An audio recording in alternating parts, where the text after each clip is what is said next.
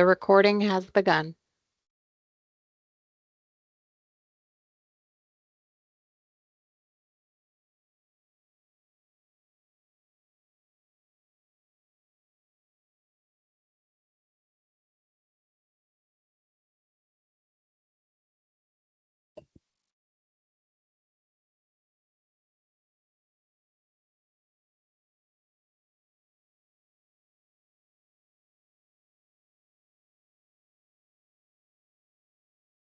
Good evening, everyone, and thank you for joining us for our April 28th, 2026 regular town meeting.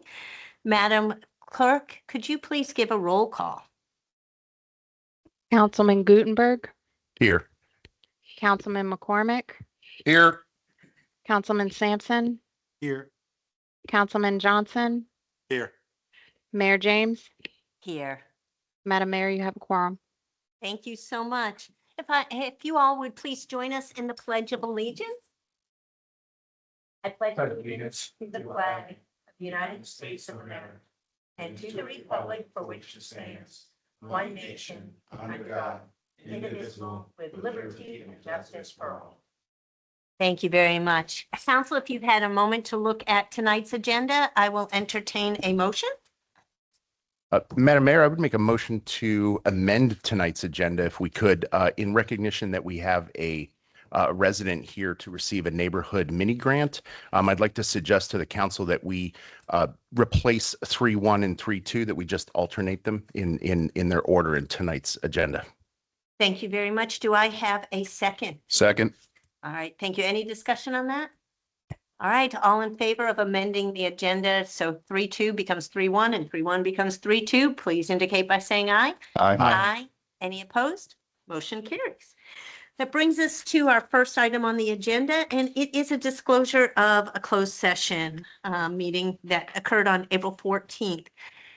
In accordance with the Maryland Open Meetings Act, annotated Code of Maryland General Provision Article 3-211, we are required to include specific information in the minutes when a public body meets in closed session. To ensure full compliance, we have attached the written statement that includes the reason for closing the meeting, the statutory authority permitting the closed session, a listing of topics discussed, the individuals present, and the action taken. This documentation has been made part of the public record to maintain transparency and meet the legal requirements of the Open Meetings Act. All right, we will go with our new 3-1. It is our neighborhood grant presentation. Councilman Gutenberg, it's all yours. All right, thank you. And what I'll do right now is in recognition of the neighborhood mini grant that's being presented tonight to the Washington Square Homeowners Association, Miss Kitty Powell is here to receive that, and I'll ask her to come on down, and maybe we could just have a picture up front together. We'll make the presentation, and maybe you could just tell us a thing or two about the event.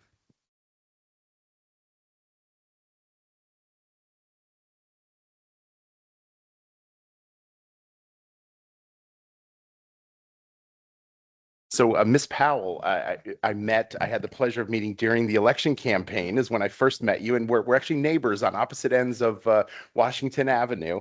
And it's with great pleasure I'm able to present this to you this evening. If I could just ask, we've several of us have been down for your mini events, and yeah, and maybe just give us just a quick description of what you're planning to do this time.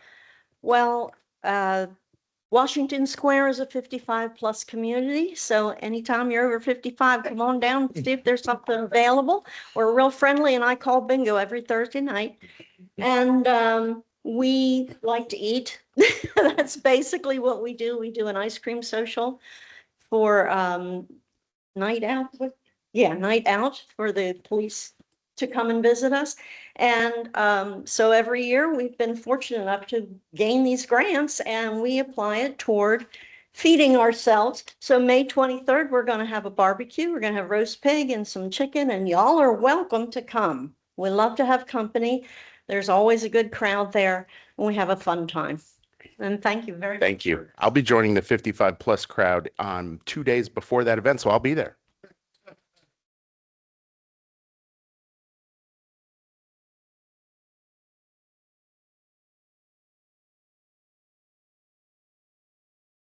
Thank you. Congratulations.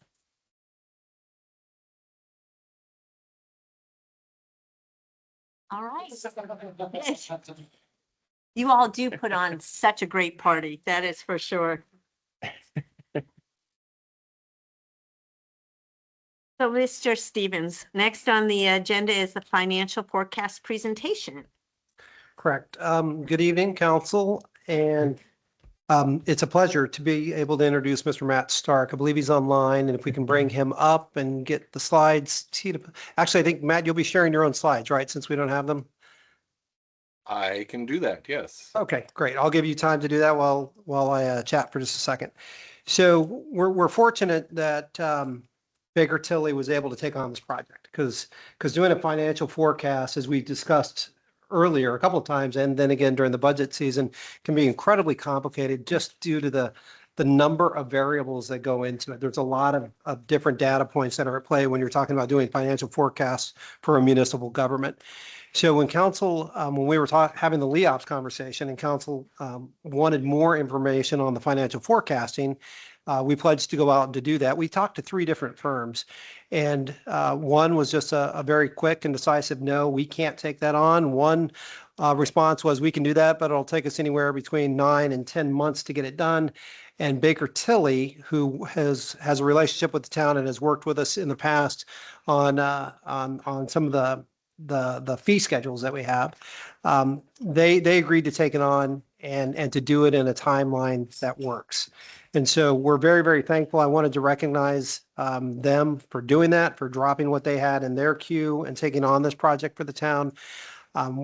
Mr. Stark is going to give the presentation this evening and walk you through it. And I think it's going to satisfy the questions that you had of staff back in February, I think it was. So with that, I will turn it over to Mr. Matt Stark. Thank you very much. Thank you, Mayor and Council, for having me tonight. We'll do just a quick look at what my analysis turned up as I was looking at your financials. I don't think we've got too much more ado in terms of introductory stuff, but just quick background of what I was asked to do. The town, of course, has been growing very rapidly and is expected to continue to do so. And so I think there's been some discussion about how to handle the rapid growth and the opportunities and the challenges that come with that growth. So this is an attempt to at least take a rough estimate of what we see coming down the pike for you guys. Quick look at kind of where you've been and where you're going on this chart. This is showing population growth, looking at the last 5 years from the Census Bureau, and then looking forward based on the development plans that you've got in your pipeline. So we're starting from a baseline of around 12,000 people. We're expecting that that's going to double by 2033, and not long after that to get up close to 30,000 residents. That's likely to continue to grow until the town runs out of developable area. And I don't have an estimate for when that threshold might be reached, but we're looking at least 10 or 15 years of rapid growth based on the development patterns that we're seeing. Along with the development comes the changes to the tax base that go along with that. So property tax base grew by about half between 2021 and 2026. And then that's expected to continue to accelerate as new housing and related development comes in. And so just as we saw population looking to double and then continue on past that, that same is true on the property tax base. That was looking at the actual assessable values for property, how that translates into actual property taxes is based on your levy rates, of course. If we hold your current levy rate at a steady level going forward, this is what it would look like in terms of property taxes coming in. Again, with the doubling in your tax base, we would assume that the tax revenues would double on basically that same timeline. Along with the kind of happy revenue side of things where you've got resources to work with, of course, all of the new residents that are coming in will have demands for public services. And so on the flip side, a lot of your revenues are going to be tied up with providing those services. One nice thing is that the town will likely enjoy some economies of scale. So as you go from 12,000 residents to 18 to 24 to 30,000 residents, the demand for services will of course grow, but it won't necessarily grow at a 1-to-1 ratio. So that has some benefits in terms of that balance between revenues and expenditures. Looking at kind of the staffing that we anticipate you may need to meet the service demands that are coming in. You're starting in the current year at about 67 full-time equivalent employees. Our initial projections had the town almost doubling in terms of staffing, up to about 124 FTEs by 2036. The columns in this chart show total FTEs split out by city function. And so you can see that there's modest growth in general government and public works. Parks, Rec, and Culture is a smaller slice of the pie, so the changes there aren't quite as apparent. But we do show some growth there. But the biggest chunk here is on the public safety side, where a lot of departments you might not have to add a lot of people, in just to pick on the finance people, for instance. If you've got a bigger budget, you still have to do a budget, you still have to do an audit. There's some extra work involved in those, but it's not the same as a 1-to-1 ratio.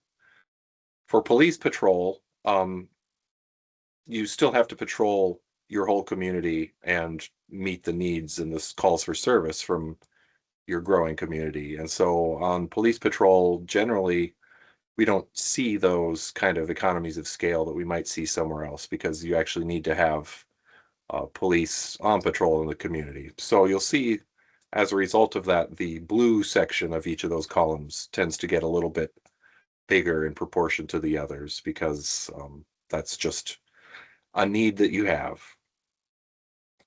As a result of that, your current proportion of employees is close to half of them being in public safety, and we're looking at that proportion growing to close to 60%. So it's not a massive change, but it's significant.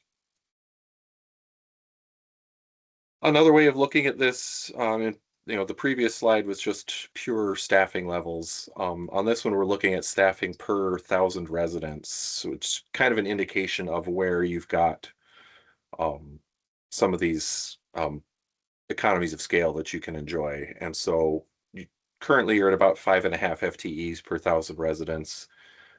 We've got that projected to drop to around 4.25 per 1,000 by the end of our planning period. That's kind of a preliminary estimate, because it's going to be hard to say exactly what level of service is going to be demanded by your new residents.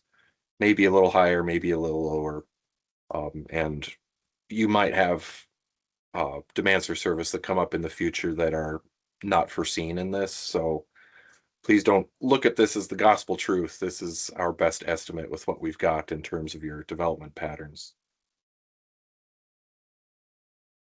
On the capital side of things, so getting away from staffing and operations, to essentially double the size of the town's staff, you're going to need a place for everybody to sit. For public works and for police, you're going to need a place to put their vehicles and equipment.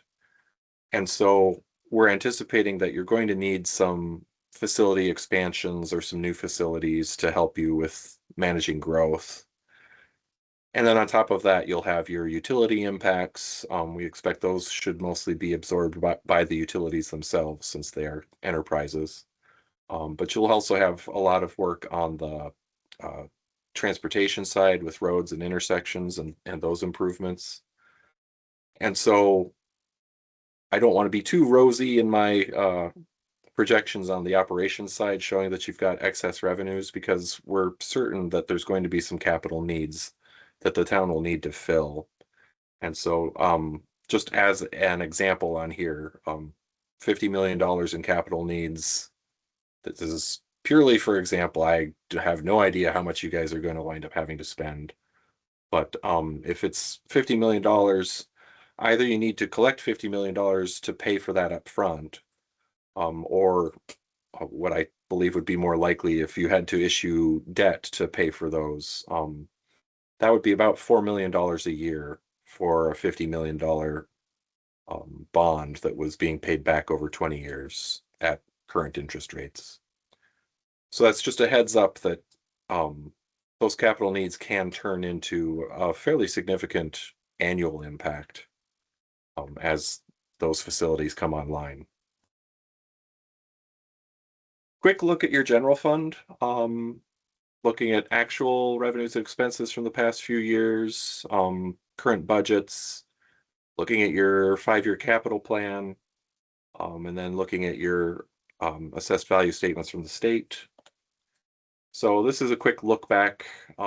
We can see 2024, you had pretty big boost in there from what I believe were some ARPA funds that got transferred over. Things kind of returned back to the regular trend after that. But in 2026, revenues were from the budget, and to the extent that those change over the course of the year, we can revisit these when we have the actual numbers.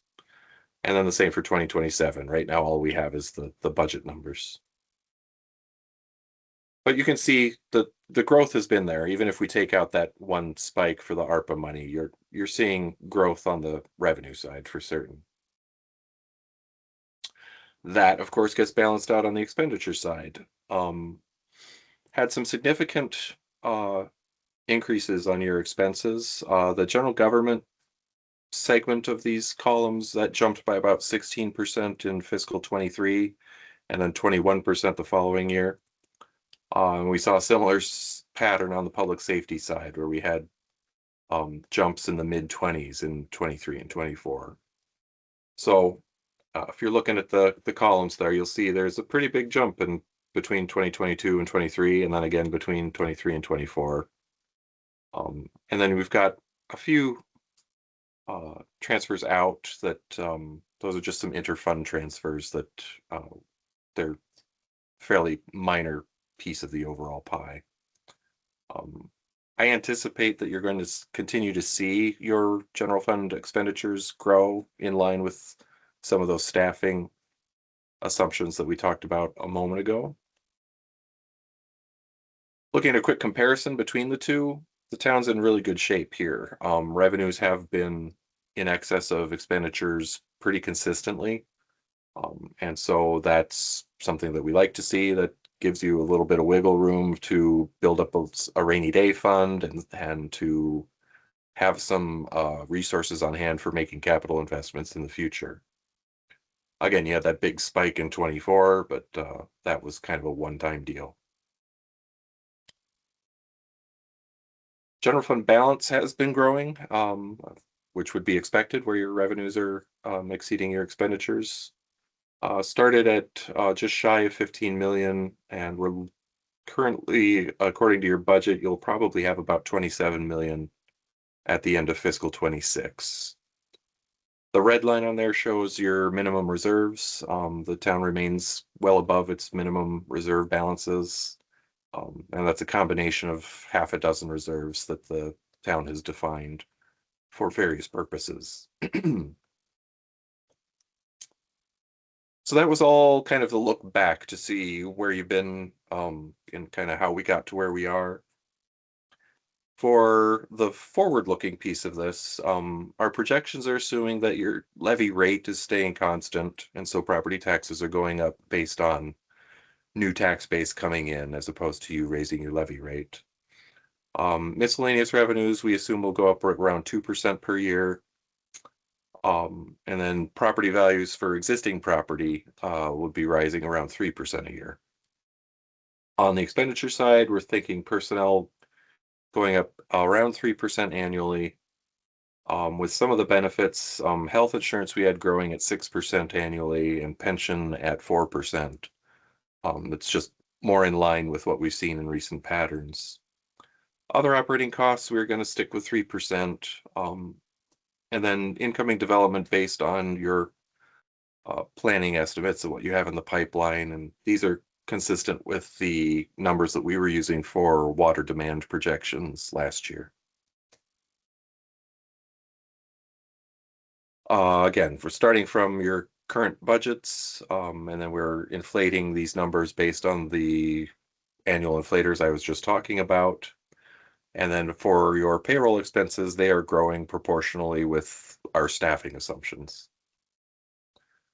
So what that looks like in terms of revenue and expense, we're showing anticipated patterns still being positive where revenues are staying ahead of your expenditures on the operating side.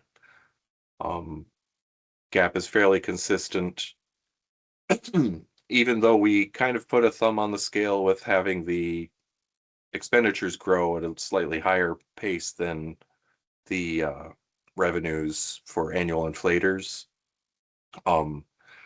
The tax base growth that we were talking about earlier is bringing in a lot of revenue on the property tax side. And so that's allowing the town to stay ahead of its growth on the expenditure side.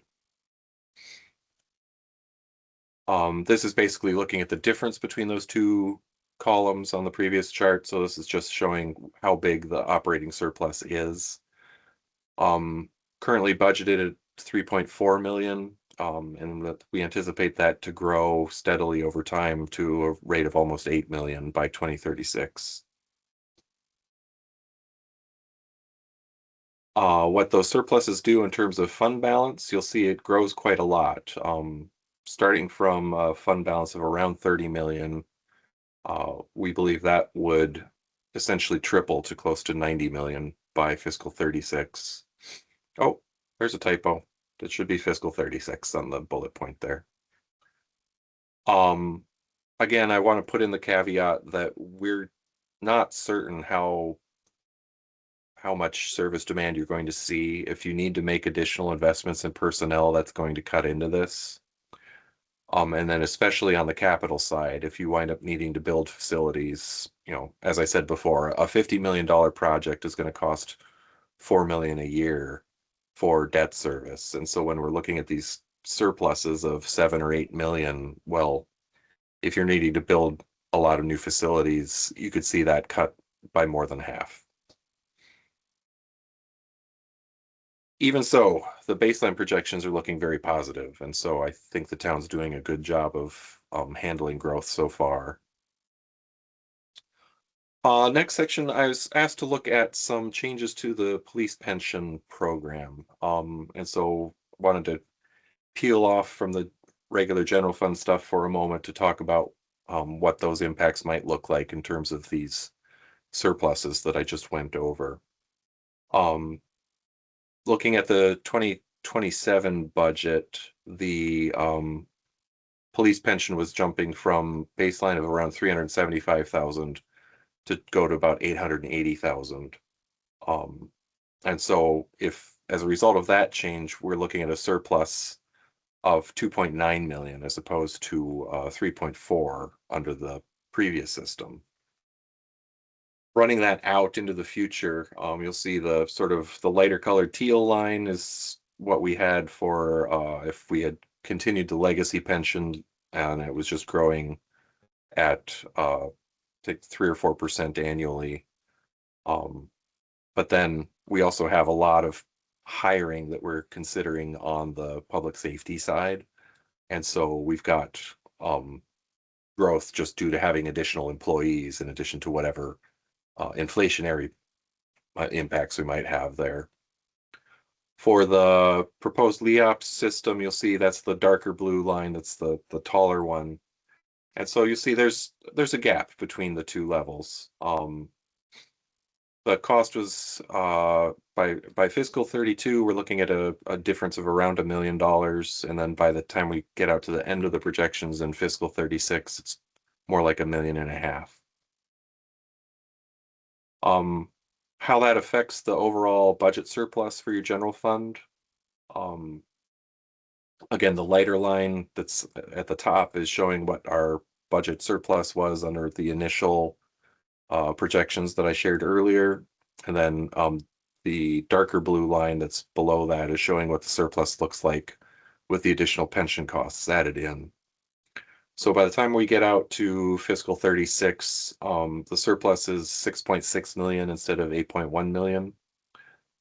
In percentage terms, you're looking at around 15% of your budget surplus in the next couple of years would be shifted over to the LEOPS. And that proportion grows to around 20% of your overall surplus by the time you get out to the end of the planning period. That was looking at sort of annual surpluses. In terms of fund balance going forward, you'll see that the cumulative impacts here show that by the end of fiscal 36, instead of having close to 90 million, you'd have just over 80 million in fund balance. Again, that 89.6 is the number that I was showing earlier. And again, this could be changed based on any kind of facilities, if you've got debt related to facilities, or if you've got additional staffing for service demands, that might change these lines. Big picture on the pension side, right now we're looking at pensions are going to take about 15% of what the projected surpluses are. So you still have quite a lot of surplus left to work with. But again, we've got a lot of kind of nebulous demands in terms of operating for service demands that would require additional staffing and maybe new programs. And then on the capital side, we know that there's going to be stuff coming in for facilities and for streets.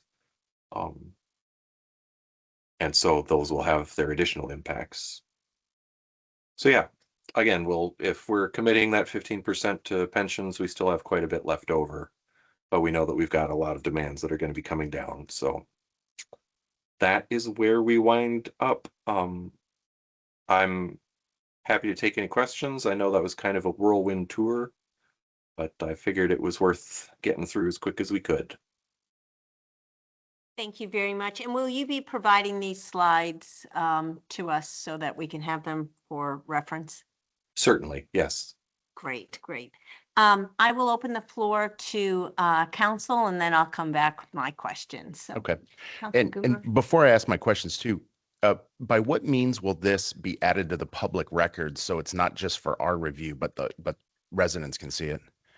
Right, we'll add this to the packet for tonight's meeting, Okay, thank you. so that'll be included. We'll send, Yeah. when I get the slides, we'll send them out to council via email, but we'll also include them in the minutes for this meeting. So they'll Okay. be part of the public packet.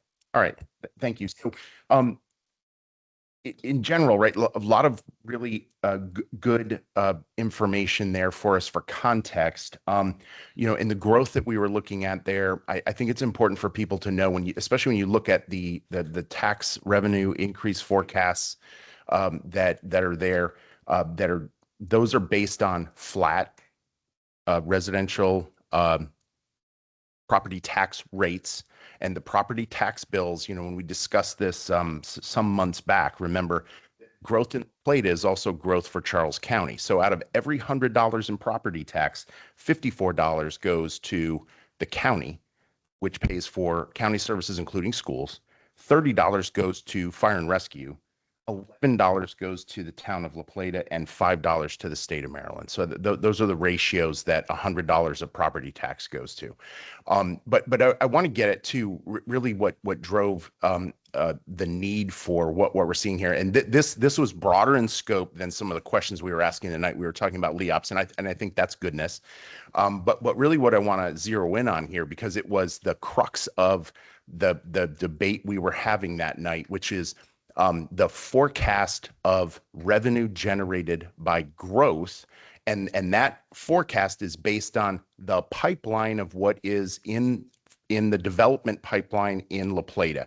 So this is not guaranteed growth. We have limitations on our public facilities for water and sewer and other infrastructure that are limiting when that may happen.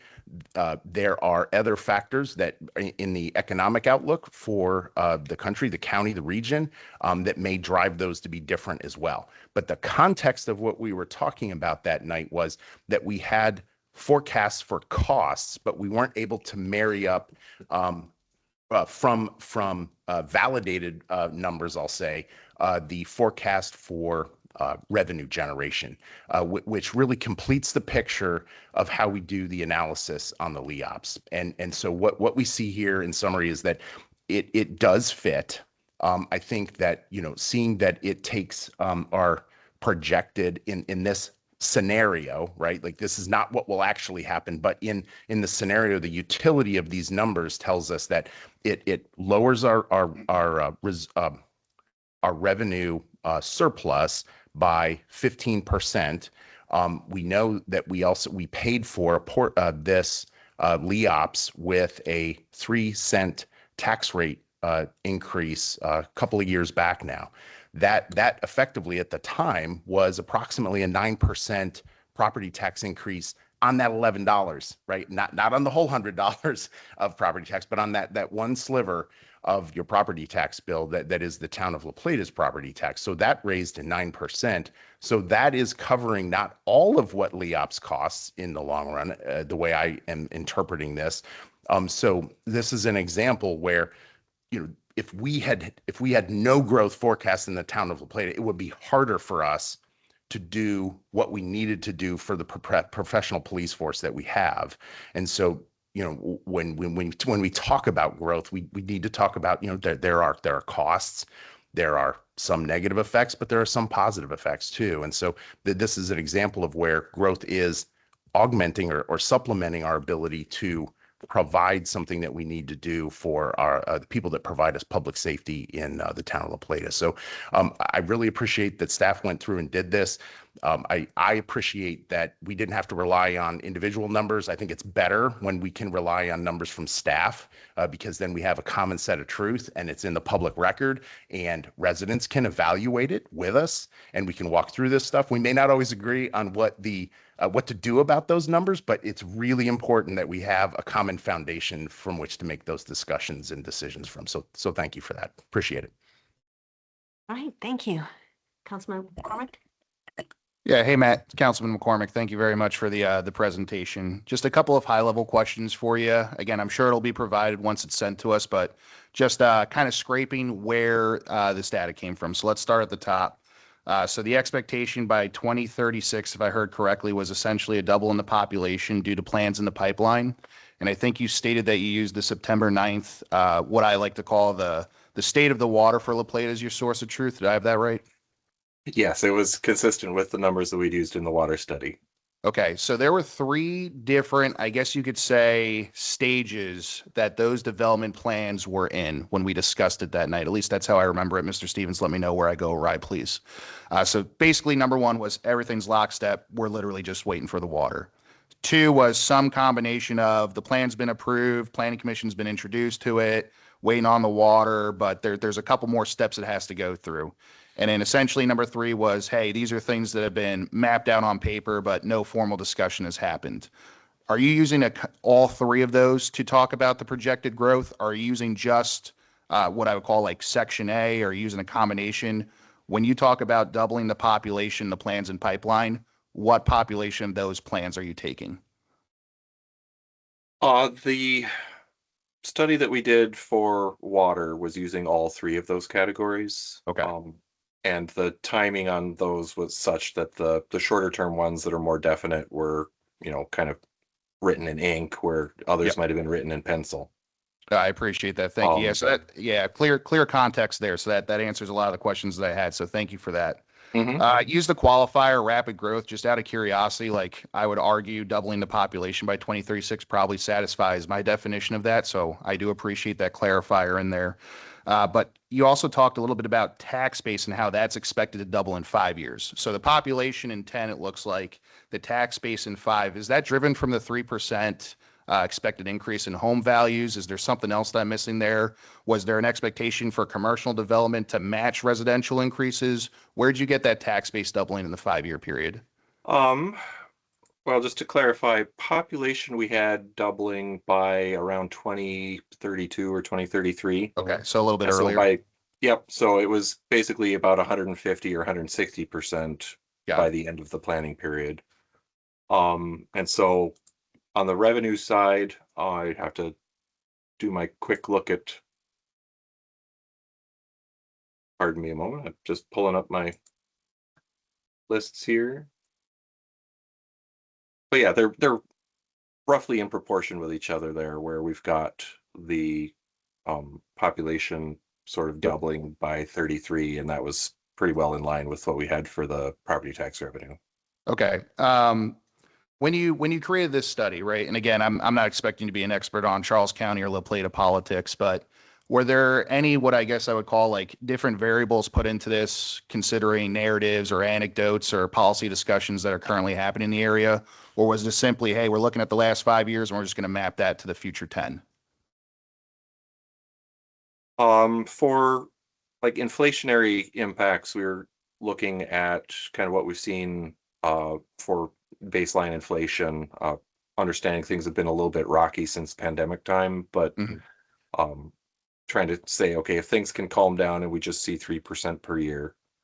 And then on the revenue side, we've had, basically holding your levy rate steady and having your other miscellaneous revenues go up at 2% instead of 3%. So we've still got a bit of a structural imbalance that we build in. And that's just to try and stay on the conservative side of the projections. Okay. So let me try to rephrase, and I apologize. I don't think I asked the question well, so I'm going to Okay. try again. When we're looking at that chart, and again, it's a little far away, so once we get the slides, I'm sure it'll be easier to read.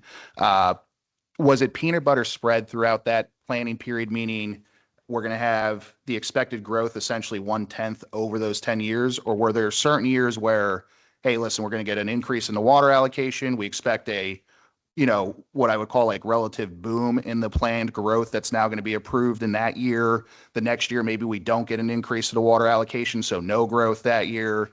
2 years after that, 80%. Like, do you see what I'm saying, or was it peanut butter spread throughout? Yeah, let me pull up the numbers from the water plan quick so I can go dig down into those Sure, yep. details again. As I recall, we didn't have like a dam burst Mhm. with the water allocation. We had some pullback on growth in the early years, and then we assumed that going forward it would pick up in pace a little bit. Got it. But no like big spike or hiccup or something like that. The idea was that you'd have some limitations in the short term, but once the water situation was sorted out, then your development would pick up again. Okay, so I'm hearing not peanut butter spread, which I would argue is good and more realistic than to just take total growth, divided by, 10% and call it a day. So that's good to hear there. Sure. Final question for you. This one will be a little nitty gritty here, while you're still looking through that. So we talked about the full-time employment, and I believe the slide said essentially 67 full-time employees right now to match needs of the town, 124 needed by 2036. But the proportionment from the police force was going to increase. Essentially, the police force would grow at a rate quicker than I guess you would call like administrative staff, and use the phrase economy of scale. Essentially, it's a lot easier for me to continue to grow in the town and not necessarily need to do a one-to-one increase in the finance department like you used as the example. But if I do add a new development, I'm going to need a police officer to physically go check that, which would probably, and again, it'll be up to the council to decide, right, to justify an increase in headcount in there. I guess my question there is, when you talk about the increase to the police with this growth, were you using an assumption of X amount of police officers to X amount of townsfolk? Were you just using the current ratio we have today and just projecting that out? How did you come to the conclusion that we needed that amount of police force by 2036? For the police, we were trying to hold them at a constant number of FTEs per 1,000 residents. Okay. We let it drop a little bit just because you've got some higher level officers where you'll be adding patrol officers, but you would be adding lieutenants and captains at a slower Understood. rate. Yep. But yeah, it was basically based on keeping a steady level of patrol for the number of residents that you've got. Okay, no, thank you for that clarity. I appreciate that. Mhm. And then just as I, looked at what you presented here today, I just want to make sure I'm walking away with the final, I would call it bottom line up front, but it's probably last line, or bottom line at the end. $80.3 million, total projected surplus over this 10-year period. That includes LEOPS as you foresee it with the increase to the police force, correct? Right. Okay, that's great. Thank you so much for that. I appreciate it, Matt. Thank you. And I'm looking forward to seeing the slides. Thank you. My pleasure. Yes, good evening. I had a couple questions, and the first one is piggybacking off of what Councilman McCormick was just asking. So when you talk about the FTE ratios, you said you were looking at currently 5.5 FTEs per 1,000, but it drops projected to 4.2 FTEs per 1,000 residents. However, the overall presentation talks about growth across the board in all areas. So can you give us just a couple examples of what you were looking at that would drive that number down? I know it's a projection, it's not 100%, but what were you looking at or considering that would drive that number down in proportion to 1,000 residents? Sure. I was looking at your staffing projections based on individual departments and making just some estimates in terms of thresholds where additional staffing might be needed. Some of that was based on just the size of the organization in relation to whichever department I was looking at. Hang on, let me pull up my model here and I can go through some specifics. So for instance, I mentioned, finance and budget. The town will likely have more transactions that it's doing and more activity in the finance department. But there are a number of kind of what we would consider heavy lifting projects there that would be like the annual budget, the annual audit. The process for each of those will get a bit more complicated as the town grows, but not to the extent that it's likely to take much more than, maybe a tenth of a FTE to do those.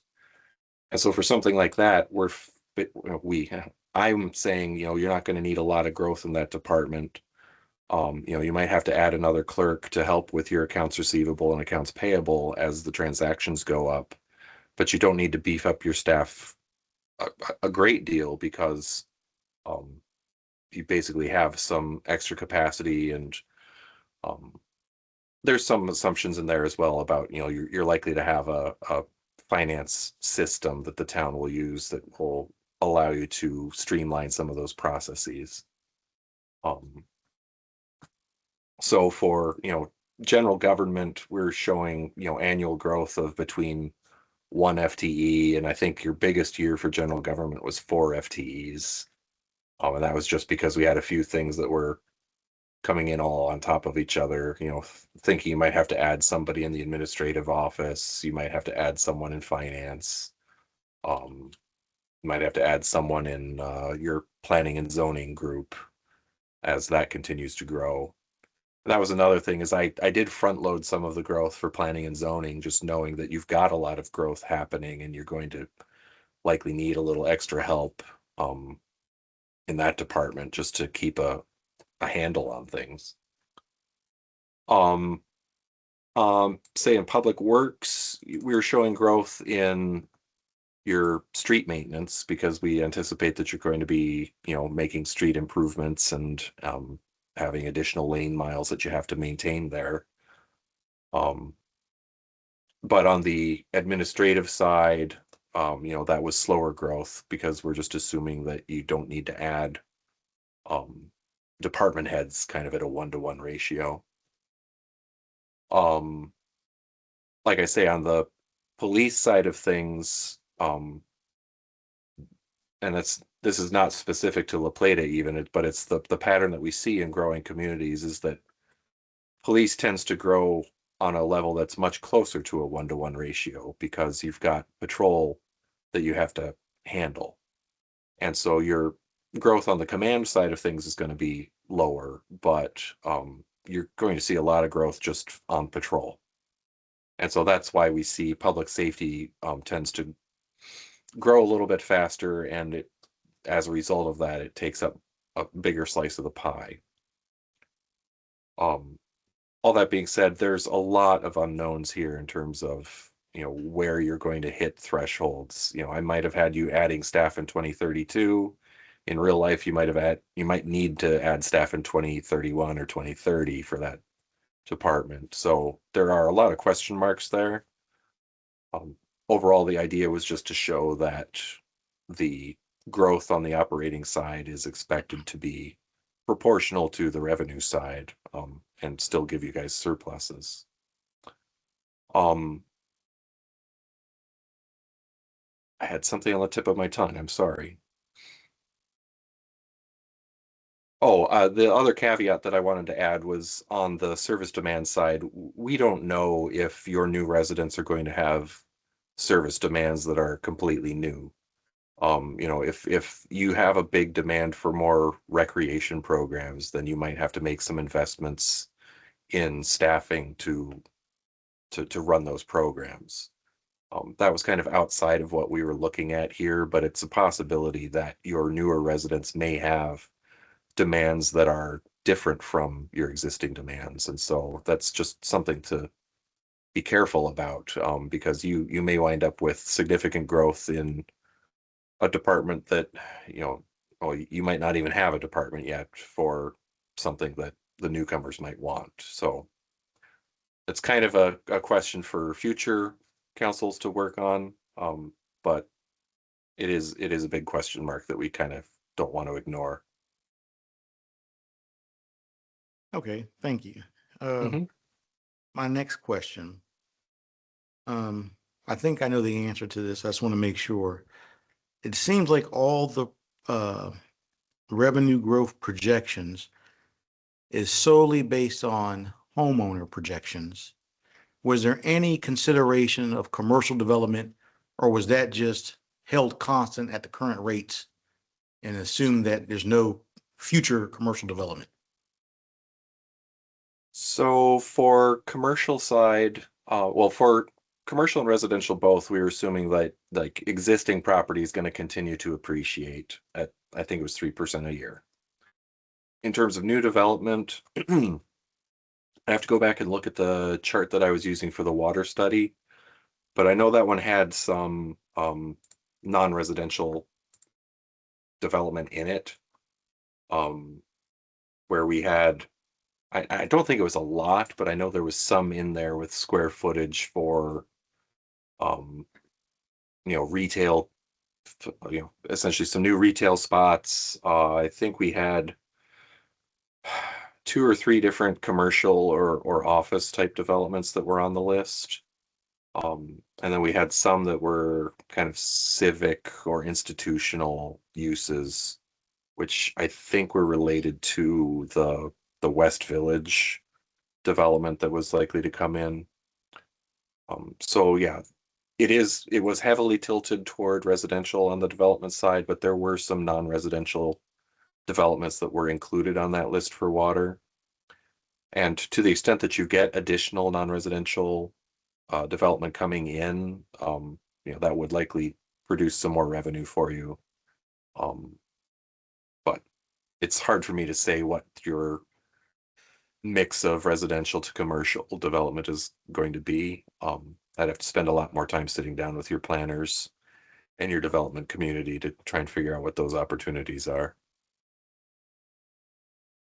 Got it. And then my last question, I just want to make sure that I understand correctly. So all things being constant, we'll have this revenue surplus somewhere around $80 million, barring bad decisions or something unexpected, our biggest risk to that projection as of right now, as we sit here today, is major capital improvement programs, correct?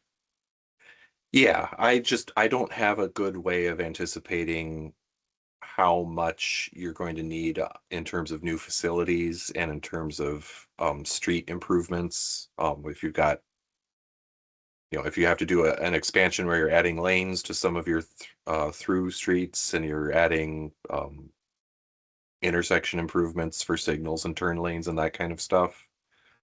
And so, yeah, the transportation stuff can get pretty expensive in a hurry. And then if you do wind up needing to build another facility for public safety or an annex to your government facilities, that kind of construction is not cheap either. And so again, if you identify $50 million worth of that kind of capital spend, then that cuts your annual surpluses by $4 million because you're going to be paying debt service on that, assuming that you don't just save up and pay for it with cash after you've accumulated the reserves. Thank you. That's all I have. Okay. All right, good evening, Mr. Stark. Two questions. One, to piggyback off of Councilman Sampson's question, and my question is, based on the data that you provided tonight, this will not financially or place a financial hardship on the town, and LEOPS will not deplete the fund balance or the surplus at the same rate as if we did capital improvements. No, the LEOPS, like I was saying, cumulatively over 10 years, we're thinking LEOPS is going to take, like I say, it was going to reduce your overall fund accumulation, which was close to 90 million, and make it 80 million instead. So call that a $9.5 million impact. If you're doing, well, I hate to keep hammering on this, like this imaginary or this example $50 million investment that you would make in whatever mix of capital projects. Again, that's a $50 million outlay as opposed to the 10 that we were talking about for LEOPS. And so yeah, it would be a bigger chunk of your overall budget to make those investments. All right, cool. I appreciate it. It's exciting to hear that this will not place a financial hardship on the town in the future. That's it. Okay. Thank you very much. So Mr. Stark, I have several questions as well. You Sure. mentioned a growth, and it's a 2.5% in the next 10 years, from 12,000 essentially to 30,000. Residential growth comes services. And you projected an increase in revenue when really the services that we have to give to our residents, it's not a one-for-one. We actually either break even or lose money on that. Did you forecast that in your projections? The base may be growing a little bit for residential, but did you include the cost of services for that? Yeah, I mean, we had the expenditure projections that were based on your 2026 and 2027 budgets. And then to the extent that we were adding residents, then we were adding staff to go with those budgets. And so on the expenditure side, they weren't just growing by 3 or 4% for payroll and benefits and services. They were growing in proportion to your to your population growth. In terms of what a single home, I don't have the balance between what a single family house will bring in terms of property tax revenue versus what they're going to demand on town services. Except when I'm looking at it for the overall broad budget level of things. I know if you've got your 12,000 residents and you've got a budget for, general government at, well, what was the number? You're looking close 3.2 million or so for the 2025 expenditures there. We do have those growing fairly quickly. The general government was going from 3.2 million in 2025 up to about 10 million by 2036. So that's considerably greater than what we would see if it was just a 3 or 4% annual growth. Where this works out is just because you've seen surpluses in recent years, even when we sort of inflate the expenditures at a slightly higher rate than revenues, you still maintain that baseline surplus. Okay, and we are at a bit of a disadvantage because we don't have the slides in front of us and we're just seeing it at the first time. So I'm sure we'll have questions afterwards. But one of the things is for the state. The state right now is, we get some of our funding obviously from the HURs from the state. And the way that their structural deficit is going on there, they have already forecasted that we will not be getting as much highway user revenue from there, which is how we fix our roads. Was that calculated in your forecast? A state deficit, not us not getting grants, flat HUR, were any of those calculated in your scenario for revenue and expenditures? No, short answer is no. The line item for intergovernmental revenues was set based on the 26 and 27 budgets. And I believe we were anticipating around 3 million a year in not just the highway funds, but intergovernmental funds in general. And so, yeah, if they were growing at 2% per year as a whole, if you were expecting to see big reductions in those intergovernmental funds, we would have to put that in as an adjustment in the projections and look at kind of how that would affect the overall picture based on what years those cuts might come in. Yeah, they're already forecasting that for FY 28 is a big reduction for HUR, and that's why our advocates, the Maryland Municipal League, is already trying to find other revenue sources. So with that forecast, I mean, we always like to forecast best case scenario. I look at it the other way, is worst case scenario, and prepare for the worst and hope for the best. And I can tell you that we are going to have a stagnant or declining HUR for FY 28, which will impact the bottom line for the state, the county, and obviously the municipality. The other question that I had is the what ifs. What if we don't grow as fast as you are predicting, and you don't have a crystal ball? This is a forecast. This is based on numbers, but we have other things that are outlying there that that we talked about. Our water. We have to now, we have to expand our water allocation. With that, if we don't get more allocation in the lower Patapsco, we have to buy water from the WSSC, which is an expense. We have to expand our wastewater treatment plant, which is an expense. We're going from 67 staff to within 10 years, 124. And not only will there be, as you mentioned, the capital outlay of building a new place, expanding here, but with that also not only the benefits and salaries, but equipment for our public service officers, for our police officers, for our wastewater treatment plant, for our public works. So all of those expenses, how does that, with a really rosy picture of revenue going up so much, has all of those outlying expenses been attributed to that? And the what if? What if we don't grow at the rate that you are forecasting now because of the other issues that we have to make sure that we have under control? Yeah, I mean, the future is uncertain. There's no doubt about that. in terms of your pace of development, fortunately for the town, you've got some balance there. If you're not seeing the development come in as currently scheduled, you'll also see your service demands growing slower, in proportion with the slower growth.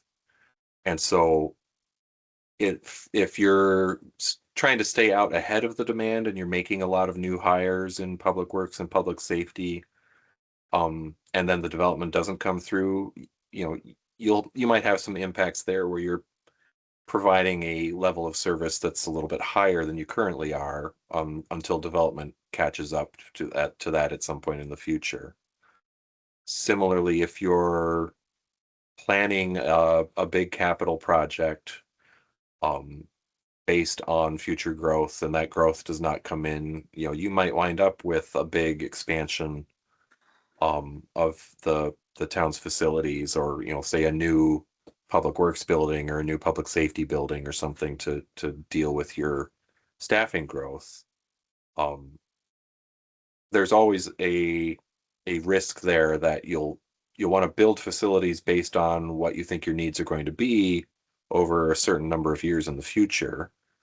You don't want to build it for exactly what you need today if you anticipate that you're going to continue to grow. And so there's a possibility you can get caught out by hiccups in the development pace after you've built a new facility. You know, you're anticipating that you're going to have additional development and additional revenue to help pay those costs.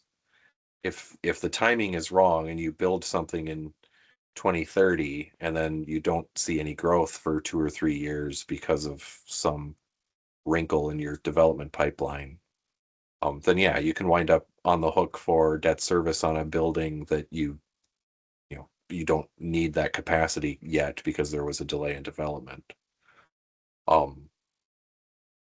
Those are the kind of things that you can anticipate as the town continues to grow. And when, you know, it's kind of a policy thing where, are we staffing for what we think we're going to need in the next couple of years, or are we staffing based on what we needed last year? And then are we investing in capital projects based on development that hasn't happened yet, but that we think is going to happen? And, you know, I can tell you, for the bigger investments on the capital side, you almost always have to take that risk where you're building based on where you think you're going to be in 5 years or where you're going to be in 8 or 10 years. And so there's an element of risk there if the development doesn't happen on schedule. But by and large, on the operational side, if the development doesn't come in, you don't have the new population to serve. You have a lot of control over your hiring. And so even if you have to, you know, if you're not seeing development for 2 years, you might not do any departmental growth for those 2 years, just so that you can try and keep your expenditures and revenues in line with each other.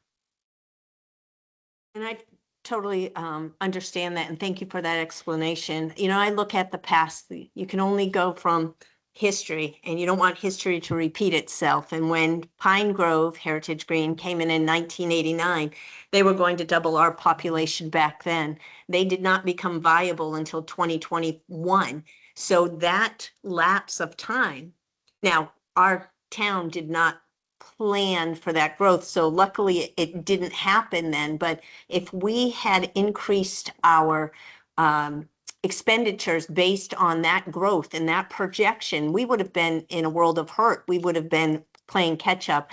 I would rather be proactive than reactive, but I don't want to be funding or to increase our expenditures and have it on the backs of our residents here, because somehow, some way, our expenditures have to get paid for. And if we're not getting the revenue, because houses do not increase our revenue because of it's a wash between the services that we provide. Where are we going to get that projected revenue? And the picture that you painted today is really rosy, but you have to think of the what ifs. What if 2008 happens again? You've got to plan for the worst, but, you know, hope for the best. Yeah, thank you for that. I appreciate that. Any closing questions? Yes, please. So in the context of the questions that we got from the rest of the board here, I think it's important we acknowledge that the coarseness of this, right? The context that Baker Tilly undertook this study was to do it very rapidly, which means they did not do the fine tuning of a lot of the things that we were asking them about. And so I'd like to remind my peers here that the utility of this is to look at the arc of what revenue and expenditures are in context of LEOPS in particular is what we were looking at.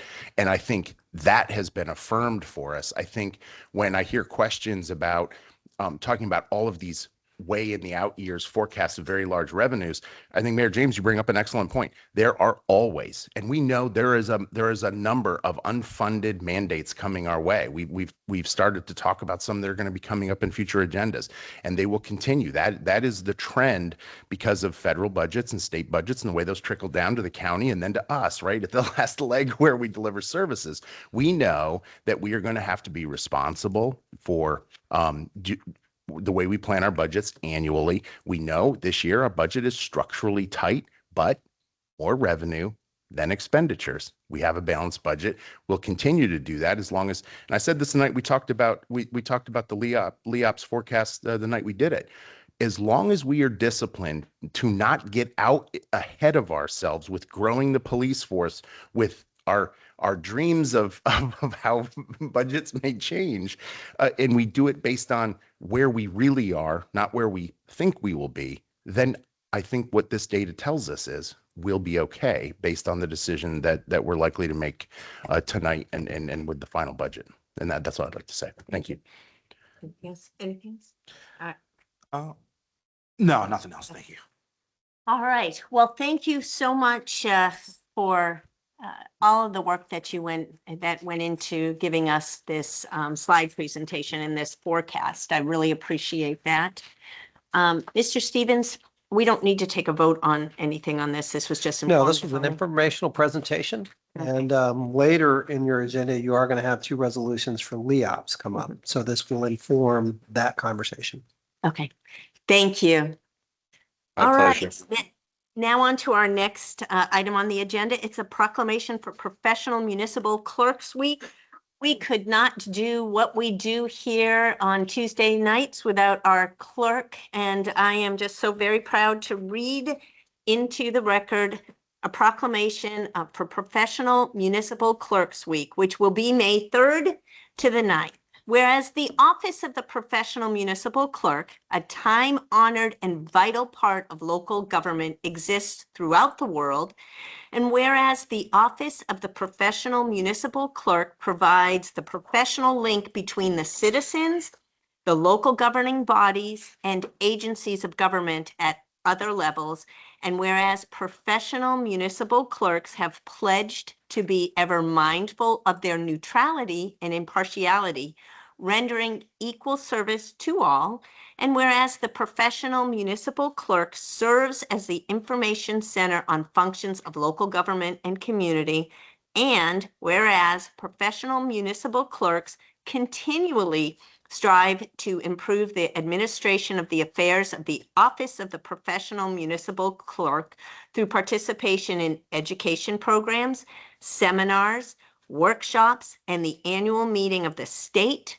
provincial, county, and international professional organizations. Now, therefore, we, the Council of the Town of La Plata, do recognize the week May 3rd through the 9th, 2026 as Professional Municipal Clerks Week, and urge all citizens to pay tribute to all our professional municipal clerks for the vital services they perform and the exemplary dedication to the communities they represent.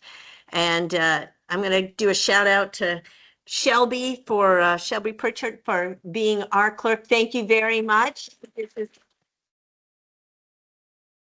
She is not afraid to keep me on task and let me know when I've forgotten a roll call if Mr. Stevens doesn't do that. So thank you for that. But thank you for your hard work for getting out the minutes and taking the minutes and all of that. You have done an amazing job. And as I said, we couldn't have done it without you.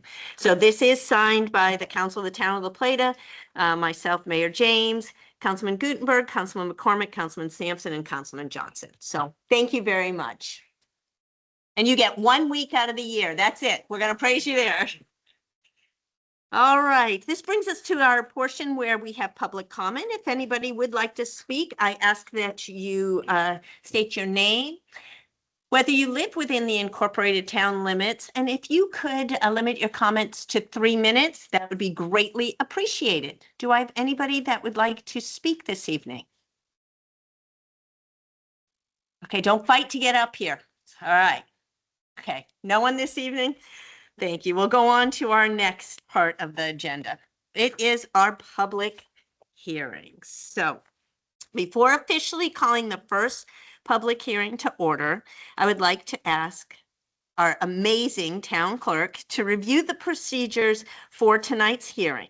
Madam Clerk, would you please review the procedures for this evening's public hearing?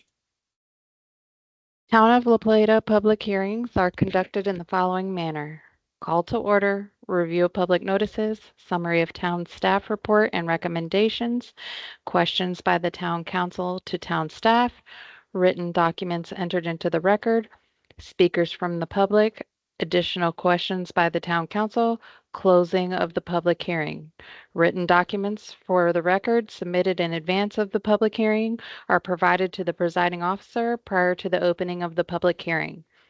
At the appropriate time, the presiding officer will call registered speakers to the podium. Speakers who have registered to speak in advance via the town's webpage will be recognized prior to speakers who register upon arrival at the public hearing. At the discretion of the presiding officer, speakers' comments may be limited to 3 minutes and may not be yielded to another person. A sign-in sheet was provided at the entry of council chambers for any public hearing attendees to register to speak if they have not already done so in advance via the town webpage. The registration to speak will end when the public hearing is opened. All right, so last chance if anybody out there wants to register to speak before I call this to order. All right, thank you for joining us. I would like to officially open this public hearing on the proposed fiscal year 2027, make sure I'm on the right one. Yep, 2027 financial plan and budget at 7:11 p.m. Madam Clerk, has the notice of public hearing been properly advertised? Yes, Madam Mayor. For the record, this public hearing was advertised in the Southern Maryland News issue published on April 10, 2026. A copy of the certificate of publication and the advertisement itself is attached to the meeting agenda. Notice of this public hearing was also advertised on the town webpage. Thank you very much. Will the town manager and town treasurer provide recommendations regarding the proposed FY27 financial plan budget, please? Okay, good evening, council. I'm Chuck Stevens, your town manager. And I'm going to give you a staff report. You have 2 hearings tonight consecutively. You have the first one that we are currently conducting, which is the financial plan and the budget.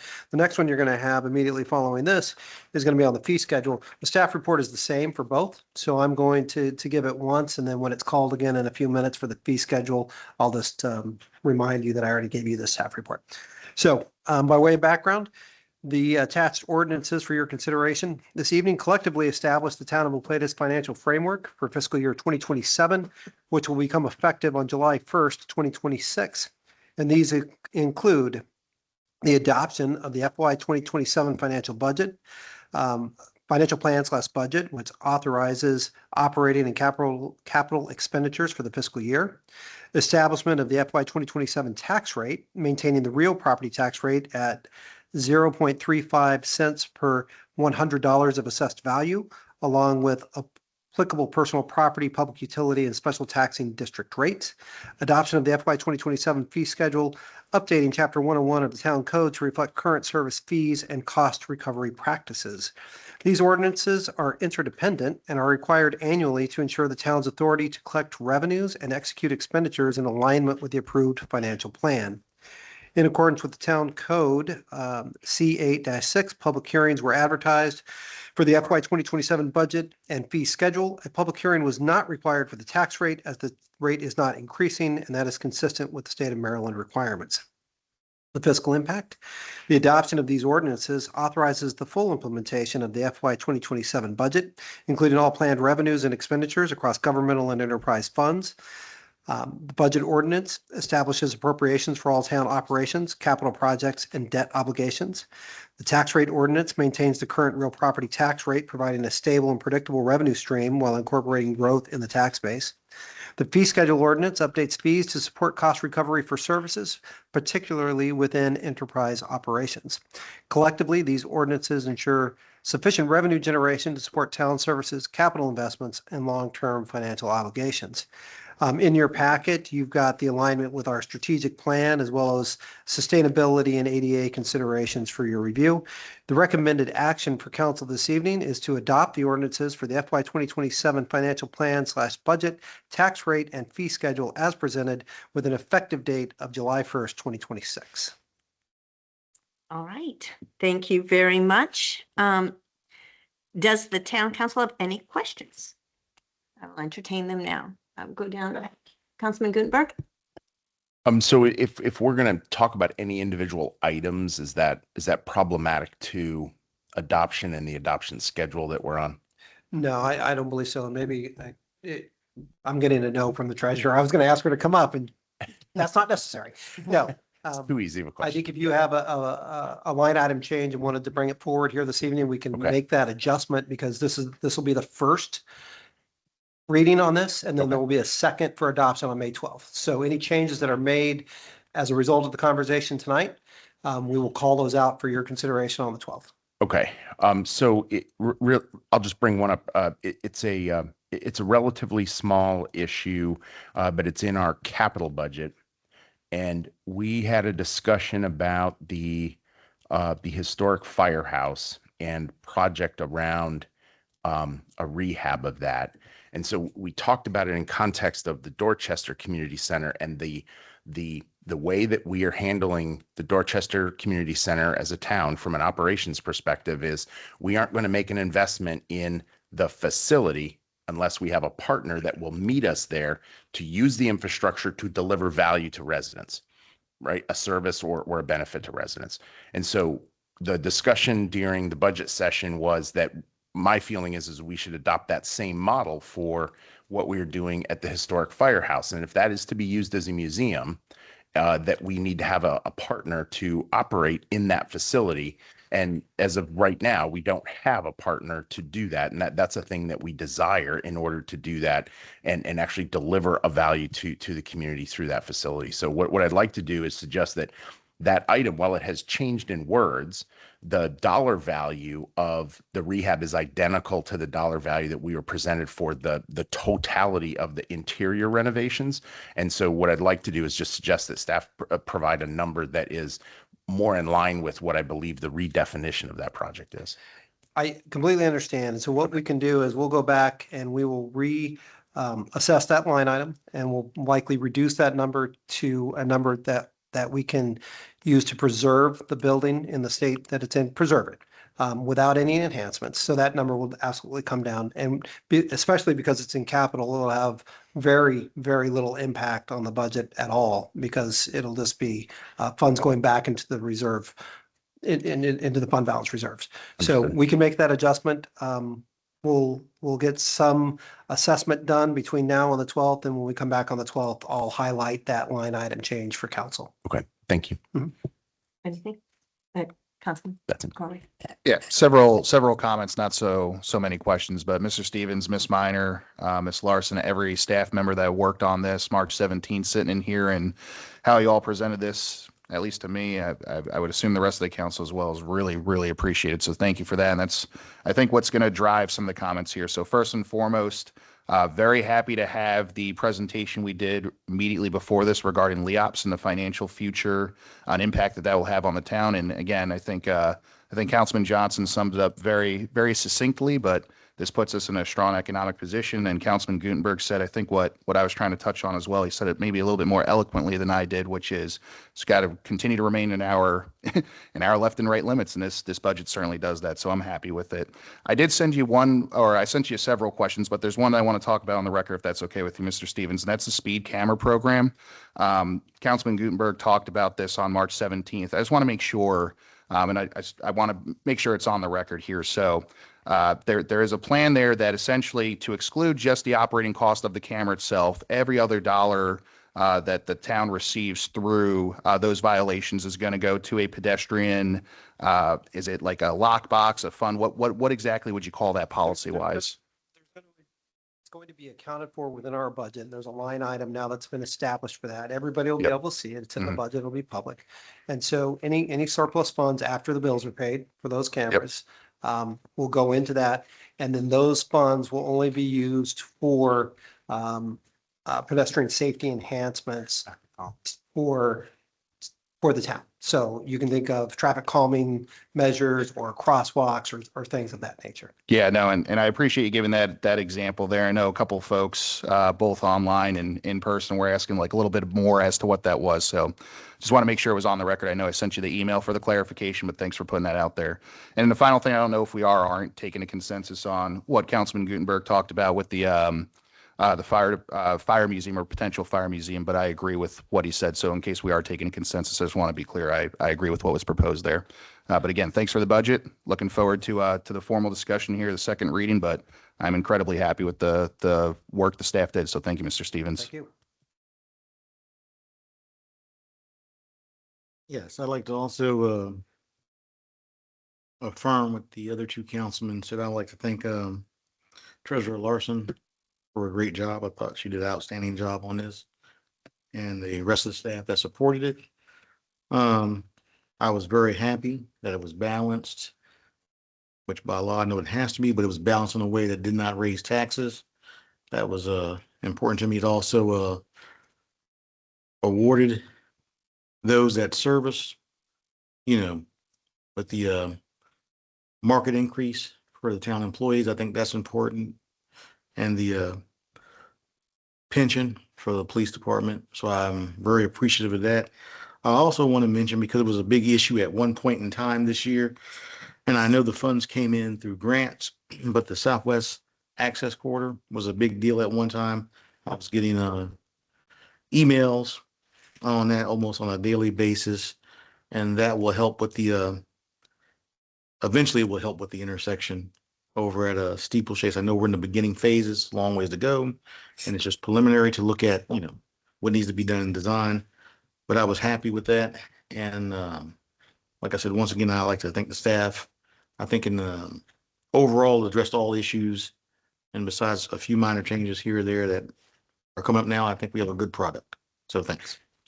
Thank you. Councilman Johnson. Yeah, thanks. Same, echoing the appreciation for the work done around the budget from everyone that played a role in it. March 17th was a long day, but it was really helpful for all of us as we really truly done our first budget from start to finish. And for people listening, I think Mr. Stevens said this last year, if you want to know what the governing body's priorities are, it's in our budget. And this is a sound budget focused on the community that we serve. So thank you.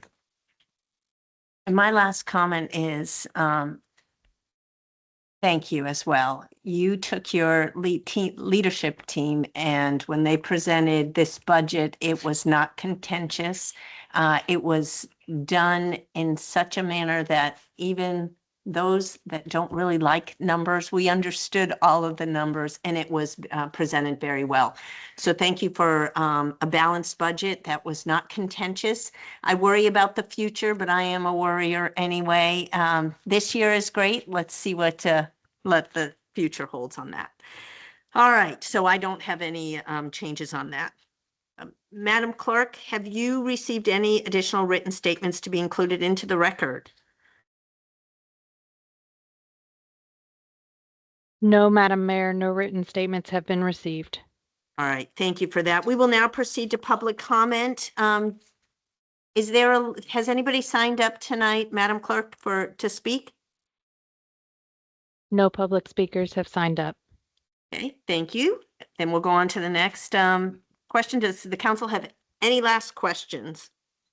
Or, okay, and Mr. Stevens and Ms. Larson, do you have anything further to add before we conclude this public hearing? Nothing further. Thank you. Thank you very much. All right, this concludes the public hearing on the proposed fiscal year 2027 financial plan and budget, and the town council will hear no further comments or questions regarding this issue. Is there any desire, and I ask this every time, to keep the record open? Or can we proceed with legislation? Councilman Gutenberg, We can proceed to legislation. Councilman McCormick, Agreed?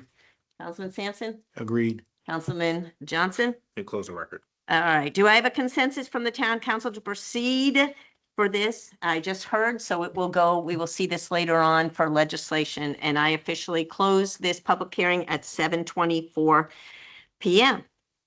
Thank you very much. Since we did so well on this one, let's do another public hearing, shall we? All right, this one, Madam Town Clerk, if you would, I don't believe that you need to read all of the procedures since they apply for this one and for the one that is following that. But I would ask, I'm just going to go on to call this meeting to order. So this second public hearing, I call to order at 7:25 for the fiscal year 27 fee schedule. Madam Clerk, has the notice of publication, has the notice of public hearing been properly advertised? Yes, Madam Mayor. For the record, this public hearing was advertised in the Southern Maryland News issue published on April 10, 2026. A copy of the certificate of publication and the advertisement itself is attached to the meeting agenda. Notice of this public hearing was also advertised on the town webpage. Thank you very much. And I know, Mr. Stevens, that you have already given a report. Is there anything else that you need to add? I would just restate the recommendation, if that's okay. Please. The staff recommendation remains, adopt the ordinances for the FY 2027 financial plan, budget, tax rate, and fee schedule as presented with an effective date of July 1st, 2026. Thank you very much. Council, any questions? I will entertain now. Councilman Gutenberg? Very minor, just maybe two things. One, the special events fees for police officer hourly is just a 4.1% increase. Is that in context of what we did with LEOPS? I was expecting to see that number potentially be higher, although when I do a little back of the napkin math, that still covers what it looks like. You know, we have year to year anyway, but I'm just curious gonna have where you're at. To get Karina to come up here and help me with that Yeah. one, please. That is more considered on the overtime rate because we're paying that salary anyways. That's for events where officers are required to go out and work. So we look at what the average overtime cost is to us. And that wouldn't include benefits. That would be the overtime rate plus FICA. Okay, so this is just us tracking. Those aren't fees we're putting on event planners, like when we do the That's cost for outside events. That's if somebody's asking for an officer to attend their event. Okay, and that's what this fee is Yes. for, right? Yeah. So that's really my question, right? Like the concept we all kind of settled on was that we wanted all of our fees to be self-funding. So I just want to make sure we're not subsidizing in unintentionally subsidizing special events with the cost of police officers correct. hourly. Okay, Yeah. thank you. Yeah, and then the other one was just in comparing the FY26 fee schedule and our fee schedule for this year proposed. It looks like, and I don't know that we really generate real revenue off of this, but the fees for things like parking tickets and things like that just stayed flat. And it looks like in the past, like I pulled like 5 or 6 years of it, it looks like historically we've kind of like left them stagnant and then we did like big moves. And is that intentional? Is that the best practice? That is not a revenue stream we depend on. So I Yeah. try not to mess with that unless the police are going to really do an incentive to go out and take care of it. We Right. tend to keep that flat because it's not a revenue stream that's Okay. reliable. Okay, that's what I suspected, but thank you for that. I appreciate it. That's all I have. Councilman McCormick? Similar comments. So first, thank you for this. Again, straightforward, easy to read. When we're talking about the fee schedule, this is an area where obviously the enterprise funds, you see that 4% increase there. So just something that, a couple of residents or a lot of residents have frankly correctly identified and called out. And, we use percentages and we talk about these things at a macro level, but at the micro level, at the individual level, or I should say, I do not take these decisions lightly, right? So there was a discussion back in November that we had as a council, and there was a comment made, and it was when you keep looking at these macro numbers, it's easy to get scared. But when you're looking at exactly where the investment's going and what's happening from a proactive nature, these numbers actually make sense. And over the long run, right, doing a short-term investment today is really going to pay dividends in the long run. And the anecdotal example that was used in that meeting was if we're to invest in our pipes, just to use the example from that meeting, and we were to put a increase to the fee rate to ensure that the piping was correctly identified and corrected and fixed. What you do is you offset the catastrophic event 2-3 years down the road where that entire pipe collapses. And now, very similar to what we just heard during that LEOPS discussion, the biggest risk the town faces are those catastrophic events. So it is my personal opinion after going through this, hearing the comments from the staff, that this 4% rate increase, while it will be felt, makes a lot of sense for future offsetting of costs. And I think that this is the responsible way to utilize the funds that we receive from the taxpayers.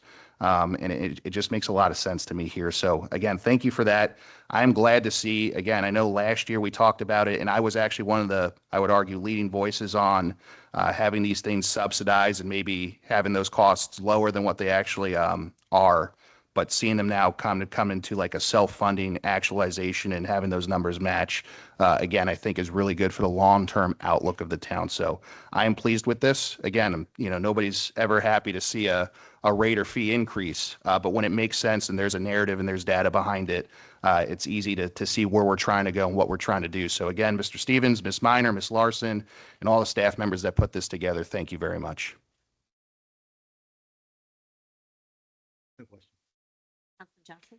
Yes, thank you. Mr. Stevens, a question for you, or Ms. Larson, if you could explain for the public, because this will go into the theme of our next public hearing for adequate public facilities.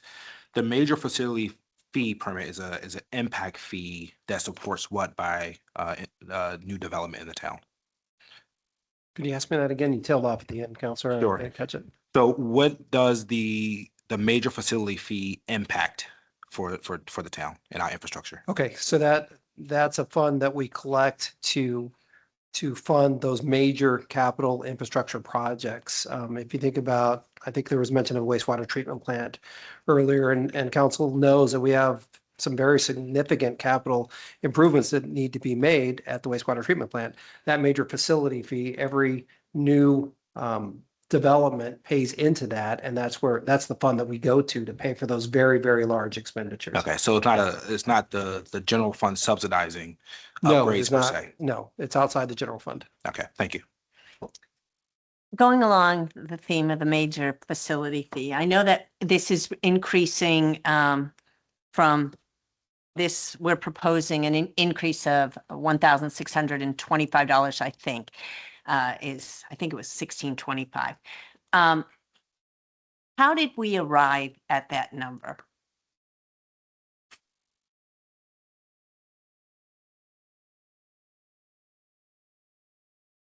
So several years ago, we had an analysis done on our major facility fees. As part of that analysis, they provided us as a worksheet that I update every year with the new any new capital, the net value of the capital, the capital improvement plan, the 5-year plan, the amount of capacity that will increase with that cost. And that is the amount that we need to collect per EDU to fund that capacity increase. So it's not something that is just, I think there is a lot that goes into There's a whole that. worksheet. Yes, Yeah. thank you. And that fee is paid by the developers. Correct. So it is not going to someone who owns their own home right now. That increase, they will not see that. It's a developing. Correct. It's a developer. Okay, good. Well, thank you so much for explaining that. And I know that was a lot of hard work that went into that. Any other questions? All right, Madam Clerk, have you received any additional written statements to be included into the No, Madam Mayor, no written statements have been received. We will now go on to public comment. Have you had anybody sign up for this evening to speak? No, Madam Mayor. Okay, thank you very much, Council. Any other last questions? All right, Mr. Stevens, Ms. Larson, any other comments? No further comments. Thank you. All right, thank you. This concludes the public hearing on the proposed FY27 fee schedule, and the town council will hear no further comments or questions regarding this issue.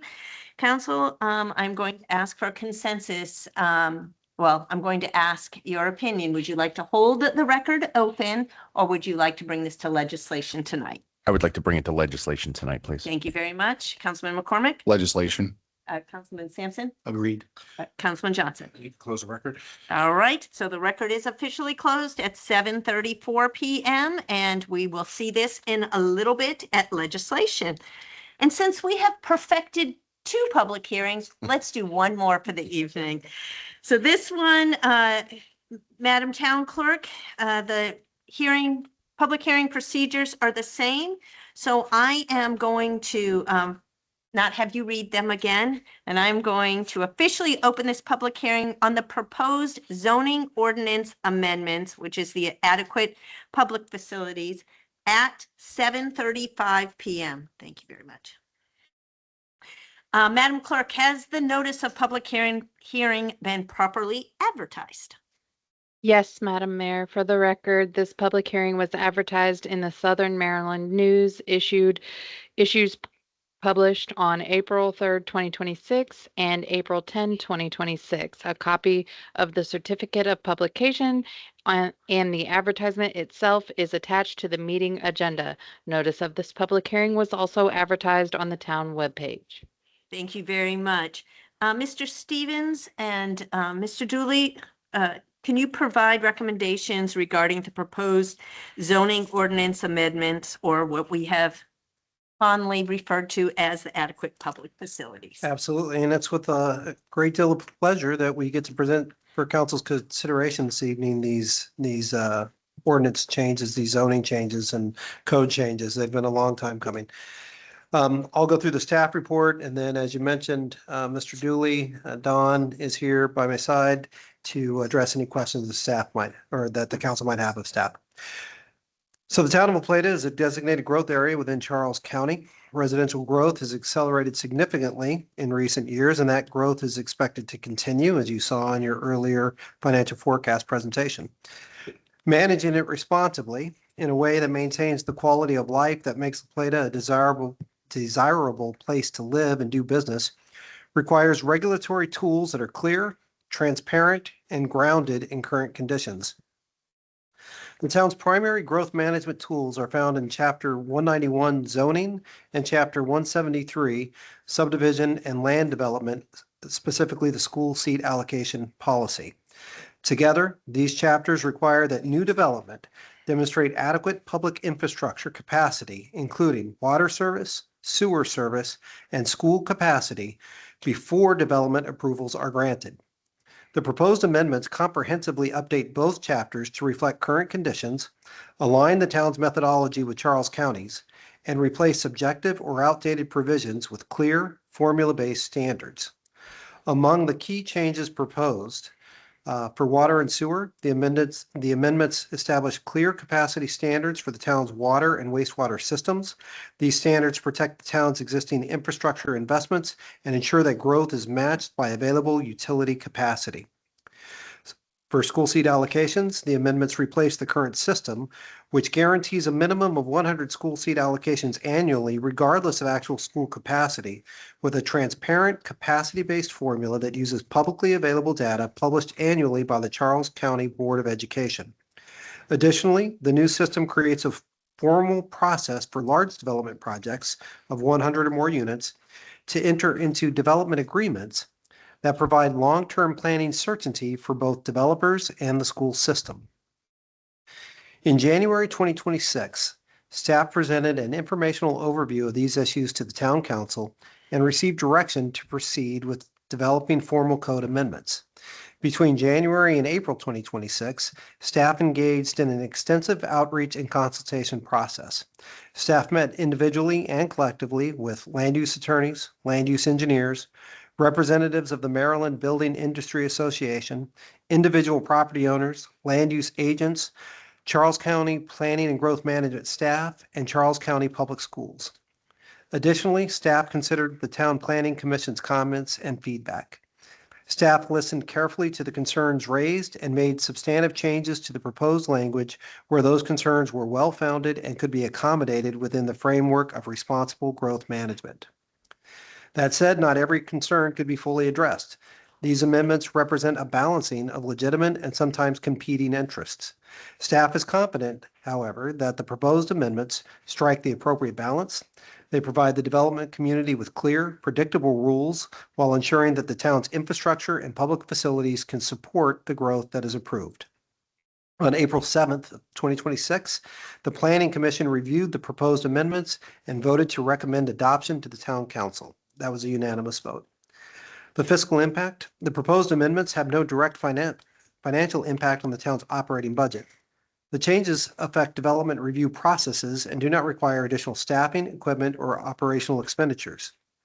The amendments support the town's long-term fiscal sustainability by ensuring that residential growth is matched by infrastructure capacity, reducing the risk of costs associated with overextended public facilities.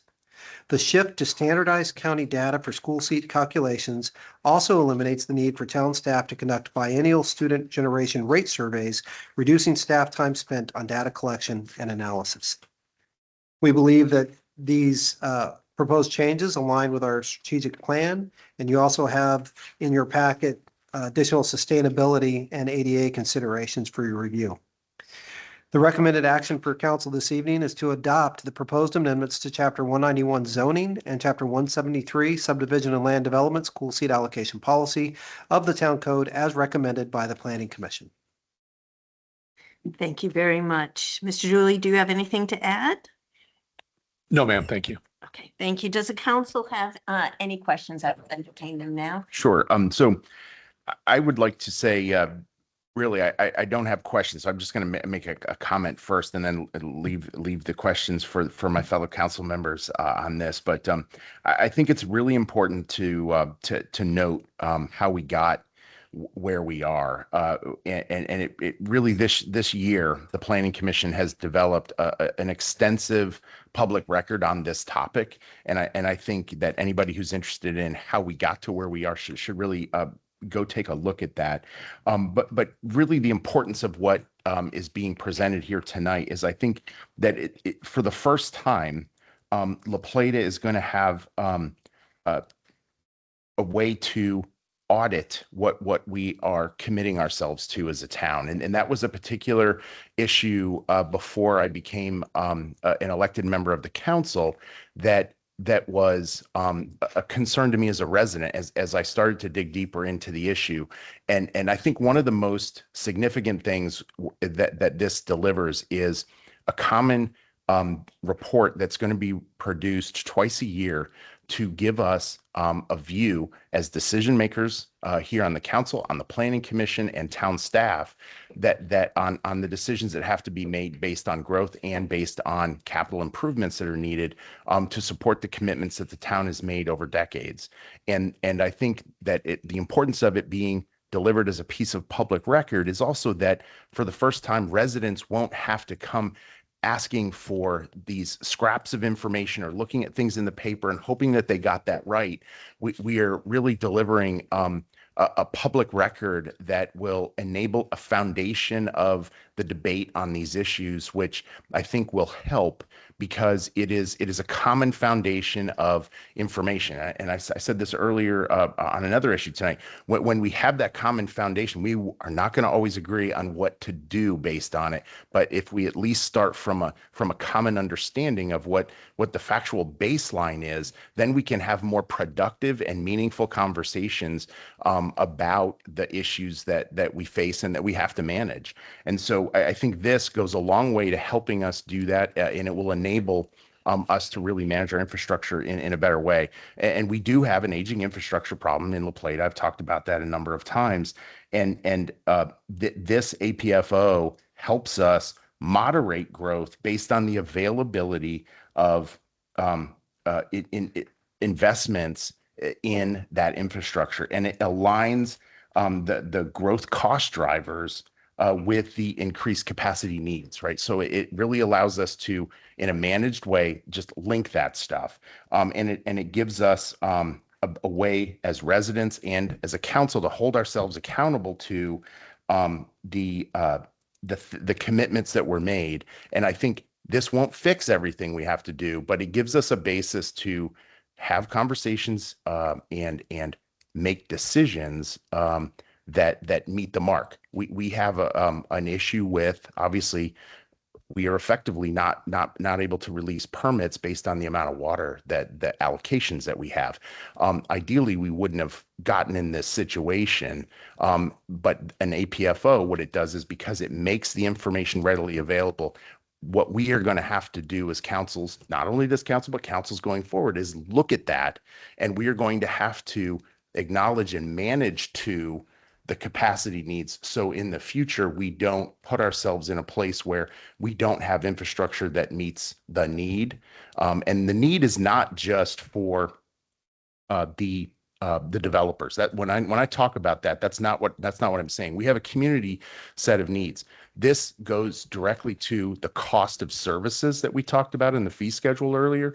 Our ability to effectively make investments at the right time controls the costs of delivery of services, not to property owners, but to residents, whether you rent or own your property. But those service delivery costs for water and sewer are directly relatable to when and how we make these investments. And if we don't do it in an informed way, those costs can get away from us and not be ideal. So I think this helps with that. And so I'm really, the last thing I want to say is just, it is so commendable. I think the process we went through as a community, and that was all of the things that the town manager just said. But I'm really proud of the way the town staff took this on. What we didn't do as a town is outsource this to, which we could have done. We could have outsourced this to any number of companies that could have built something for us. But I think if you were to go look at the public record that we did on the Planning Commission, town staff took this on, Mr. Dooley and Mr. Stevens. The work that the two of you spearheaded on this is commendable because of the quality of what you generated, but also because of the way you allowed for the citizen planners on the Planning Commission to really participate in it. And I felt that it really was shaped by the dynamic between the group. And I think that the town is served for the efforts that you undertook to lead us through that. So I appreciate that. And I say thank you to both of you on that. That's all. Thank you. Thank you for those brief comments. Councilman McCormick. Yeah, Mr. Stevens, Mr. Dooley, Ms. Minor, all our residents that sit on that board, and then our liaison sitting to my right, your left, Councilman Gutenberg. Thank you for getting this in front of us. Really excited. I will say personally, quicker than what I expected, which is a really good thing. So again, that does not go unnoticed. So thank you very much for that. I'm going to ask a couple of questions here just to give folks context, right? So Councilman Gutenberg made a lot of statements there. He's part of that Planning Commission. He's physically there. You can please check out those videos. So I'm going to ask a couple of questions here that may have been answered at those meetings already, but we got a unique audience behind us, right? So I'm looking, all things considered, a lot of folks here really appreciate it. And then just looking up there, a lot of folks virtually online as well. So these questions may have already been asked to you. That's okay. I just want to give you an opportunity here, Mr. Dooley, Mr. Stevens, to maybe expand on a couple of these things, questions that I've received from residents that, yep, it's easy to say like, hey, go back to the Planning Commission meeting, but let's answer them now. So the first question I have for you all is, again, very similar to the question I was asking the Baker Tilly representative earlier. So when we look at this document here, right, and we're talking about planned properties or planned plats that will not be impacted by this APFO, meaning they're already grandfathered in, right? I talked about it kind of be broken down into three different ways. You've got those that are ready to go, written in ink. You've got those written in pencil, kind of ready to go, still require a little bit of things. And I'll call the third category now the crayon category, right? We got the plans drawn, but nothing maybe formal in the pipeline. And we've got, X amount of properties that meet those three requirements. Does this APFO grandfather all three of those categories, two of those categories, one of those categories? Take first shot at that, Don. Yeah. So, Counselor, thanks for bringing that question up, because that's probably the single area that we spent the most time on trying Sure. to get the language dialed in, because that was a concern of all of the community and the development community especially. Like, is the town going to be moving the goalposts on us? Yep. Right. And we don't want to do that. But at the same time, we have to establish and implement these tools because we need to responsibly manage our growth and development. So the language that you have for your consideration this evening was very, very, very thoroughly vetted and considered. And what we finally arrived upon was, and I apologize, I don't have it in front. I left my entire stack of APO paper. It's okay. I've got it up here. But fact check me. I left it on my desk, so I don't have it. But for exemptions, there's language in there, and I believe it's December 31st of 1998. Correct. Okay.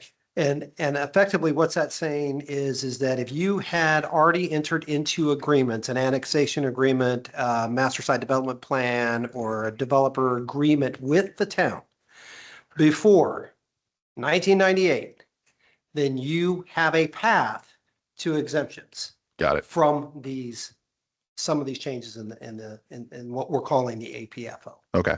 Okay. So you say a path. So let me tease that out a little bit here. So let's say that I am McCormick Homes and I signed a contract before that December 31st, 1998 date. Or 99, sorry, thank you. Yep, before that date, right? So we have we're good to go. I've got my 1,000 plats. I don't know, just call it a number, right? Let's say economic conditions change. Maybe I don't want 1,000 homes built the way that I originally had in my master site development plan or my blueprint or whatever. And I want to take that from 1,000 dense homes to maybe, I don't know, 500 spread out homes. Am I now still grandfathered in? I could change the plan however I want? Or does that trigger something that now the APFO, even though I was grandfathered in with the original plan, I now am beholden to this document? So I'll ask Don to read the exact language, but what we have for exemptions is if your plan remains substantially the same, then you can achieve the exemption. However, if you'll read the language. Yes, correct.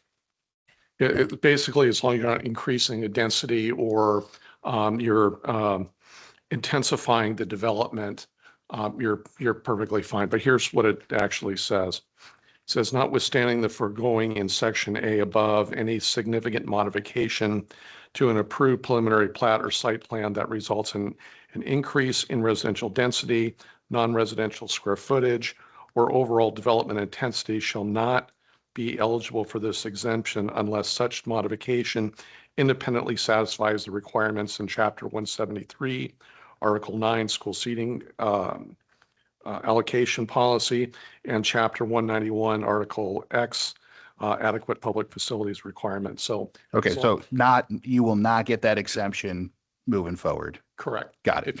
If you're increasing or augmenting what was approved. Yep. So if you trigger that, right, then moving forward, hey, that exemption that you had because of that agreement now no longer pertains. Anything less than that's perfectly fine. Understood. Yep. But again, the concern is going to be obviously in the other direction, right? For the water issues and everything we've talked about there. Okay. Two more questions about the APFO specifically that residents have asked. Again, I know the answers are out there on the record. Just want to give everybody the chance with the audience here. The school seat allocation, right? So, again, I've had residents ask like, well, if we don't have a number or metric to this and we're changing it this way, what does it mean? So I just want to give you guys the opportunity here as the staff, really honing in on that school seat allocation perspective, right?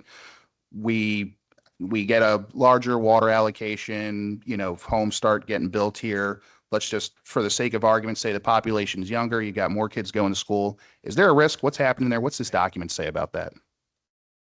So what the changes are proposed to do as they relate to the school seat allocations is to align the town more closely with the processes in place with Charles County and Charles County Public Schools.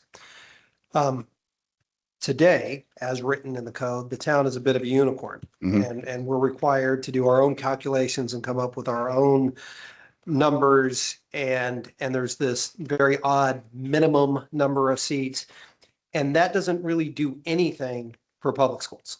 Okay, it does nothing to assist or enable the good people at Charles County Public Schools to plan for future, changes, modifications, whether it's a remodel of the high school, which is currently underway, or a new school that can serve the community. It does nothing for them. I would encourage anyone to go watch the February Planning Commission Yep. meeting, because we had Charles County Public Schools come in Correct. and we had a great conversation with them to really get into this issue. So what these changes do is it aligns us with a formula-based method that's public, it's transparent, it's in place already in Charles County, but it tailors it for the town. And it really looks at the schools that the town's children will attend, Got it. unlike Charles County, where they're looking across the Correct. the broad county. We're only looking at the schools where our students would attend. Understood. And so that's a really important distinction. Mhm. That data will come from Charles County Public Schools, and we'll get that. In fact, it should be coming up here in the next couple of weeks. We'll see those reports going over from public schools to Charles County. If this is adopted, we will then ask for that, and they'll give it to us, and we'll start to model using those numbers. And I think just a final thought, Counselor, Sure. is I really think that this language in 173 of all the things that we're going to do is going to have the most impact on the community at large, because it's the changes in 191 are going to help the town control development and be responsible. Yep. The changes in 173 are going to help our entire community, because public schools is going to be better able to anticipate and plan for our students. No, I totally agree. Thank you for that context. I appreciate it. One final question, then my closing comment here. So the big thing I honed in on, I'm sure other folks honed in on, the 80% water number, right? Or the trigger that when we reach this threshold, obviously things start to get triggered in this document, and that's where the teeth come in, right? So I know I sent this question to you privately via email, but just for the record here. So we right now today, our wastewater treatment plant can do 1.5 million gallons per day, correct? We have a permit to process 1.5 million gallons per day, correct? At the wastewater treatment At the plant. wastewater treatment. However, our allocation, right, from MDE is 1.234 million gallons of water per day, right? The actual draw. So of fresh water that we can pump out of the ground, we Mm-hmm. can pump from the lower Patapsco, 1.234 Yep. million gallons per day. Okay. And then the final question here, and then we'll get into the crux of it. It looked like in last month's report, roughly 1.11 million gallons of water per day was the average we used in that month period, correct? Are you talking freshwater distribution, or are you talking wastewater through the plant? Wastewater through the plant's what I Okay, I right. believe 1.11 Yep. is right. I'd have to go back and. Okay, so we have three different numbers there, right? Actual usage, I would argue, right? What's going through the wastewater treatment plant. You've got the allocation number, what we can actually draw, and you've got what the wastewater treatment plant is certified or validated up to. Which number is the denominator when we're going to that 80%? Is it the actual allocation that we can draw of fresh water, or is it the ability and the capacity the town has at the wastewater treatment plant? So if we're talking about wastewater, we would be talking about 80% of the threshold. So I don't want to do math. No, yep. 1.5 times 0.8 will equal a number. Got and- it. And the town is on the edge of hitting that right now. Okay, got it. So it's the 1.5, it's not the 1.234. And I think that's important for residents to get. Again, we've talked about information that's out there and what folks are saying. So it's important to make sure that we know, hey, the denominator when we're talking about this is 1.5. We've discussed plans to get up to 2, but that's going to require, an investment in the wastewater treatment plant, some changes, and then obviously that certification or validation, whatever the process is to get us there. But we're not there today. So the number is 1.5 million gallons of water. For wastewater. Yeah, for wastewater. Correct. Yep, correct. Okay, good. So we're aligned there. Thank you. Let's say we cross that 80% threshold, right? Just super simple, Barney style, sanded down. What is the trigger mechanism? Is it the M word moratorium? Is it the developer is it triggered that they now have to give money to the wastewater treatment plant? I've heard some crazy, outlandish, out there things from folks that read through the APFO or maybe didn't, and just they have questions. And they want to know what's happening here. That 80% gets triggered. Can you just walk us through real quick what Sure, happens? They're probably referring to a fee in lieu Mhm. language that's in there. Don, will you read the language that's responsive to the counselor's question about what happens at 80% Okay, for 8% water, wastewater? for wastewater. Yeah. And while Don's looking for that, and Okay. I can talk through it a little bit. So if there's a capital improvement plan Mhm. and there are approved projects, there's built-in language where there's a path to move through the planning process. Okay. Okay. And we'll find it here for you in just a second. And if you can't find it, Don, that's fine. If you want to speak to it extemporaneously. So let me maybe rephrase a little bit here, because I don't think we need specifics. So the 80% gets triggered, right? So the numerator and denominator for the actual capacity itself triggers 80.1%, 81%, whatever the number ends up being. I understand that these may be on the books or they're planned or anything like that. Is it they stop until we find a way to increase capacity? I guess that's kind of the question where I'm Right. So driving at. I think the analogy that we use is the gas light on your gas tank. Sure. Okay, it doesn't mean you're out of gas, doesn't mean you're stalled on the side of the road. You're not stopped, Got it. but it means you need to be looking for a gas station. Okay. Fair.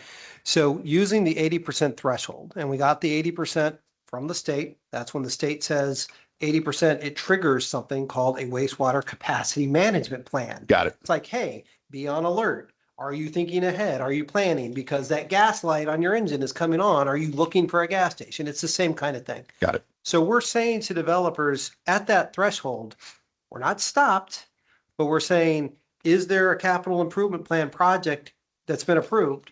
Okay. So long as there is, you can continue moving through the planning process. That capital improvement project needs to come online. Correct. Okay. Makes sense. And I'm not sure if that's at final approval or permit issuance, but we won't stop planning. It can proceed. But at some point, we can't just say, well, there's a plan and there's going to be a new wastewater treatment plant. At Yep. some point, those capital improvements have to come to life. But we did try to anticipate that because we did not want, what I think was what you're maybe hearing is a de facto moratorium. Correct. Yep. Okay? So we tried to build in language to address that. And the last thing I'll say on this is, we acknowledge, and I appreciate Councilor Gutenberg's comments. Staff did write this in-house, and I think I told the PC, that's a little unorthodox. Normally, we would outsource something like this. Sure. But because we wanted to do it and make sure that we got the community input, we wanted to do it and we wanted to do it on our own timeline, staff took this on. I am under no illusion that we got everything right. Okay. Sure. We may have the first couple of projects come through here and we may realize that we have an unintended consequence. Sure. And so what we talked about with the planning commission and what I will socialize here with the council is I would expect to see changes come forward. Absolutely. The likelihood of us getting this exactly right the first time out the chute is probably pretty slim. Sure. And I think we're probably going to have some tension and friction points as we go through the first number of projects. But we are absolutely committed to identifying those and rapidly bringing those back in front of the planning commission and the town council if we have done something that is not what we wanted it to do. Understood. Thank you very much. And that did satisfy my answer. So no need to go through it. Thank you, Madam Mayor. No worries. That's fine. All right, Councilman Sampson. Yes, I just had 3 questions for you, and they're all very similar to what you just discussed. So in section, I think it's 191-94, I think it's listed as page 8 of 12 in the public facilities ordinance here. The in lieu of fee, you started to talk about it before. Mm-hmm. So I'm going to read it because I wanted to make sure I was clear. It says, this is in paragraph A.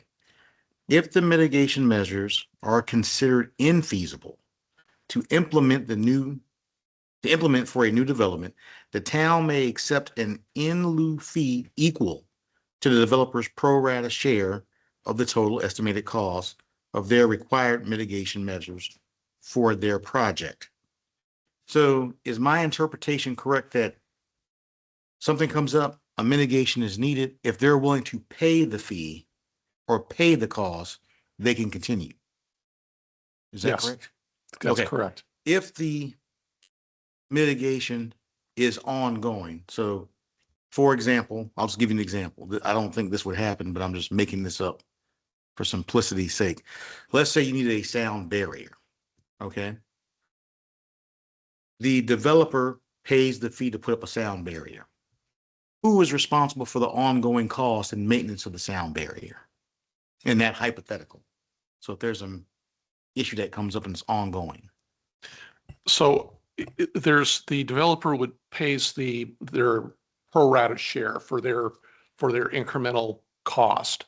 Long-term implementation would be collected through additional in lieu fees that might pay for that entire mitigation on the long term.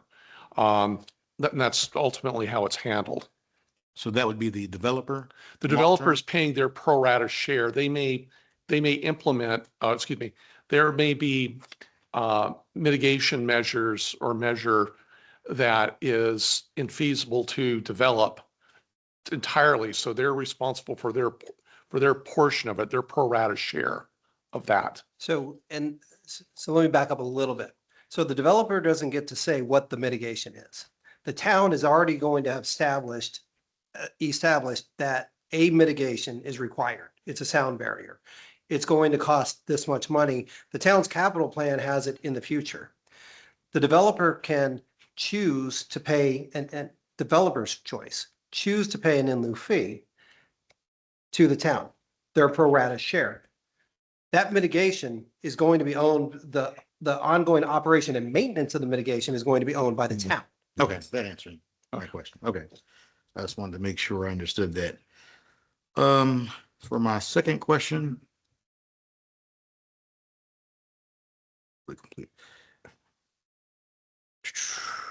Okay. I just want, you may not be able to give me an answer right off the top of your head. It's not a gotcha question. I was trying to see what somebody was, what was the thought behind it?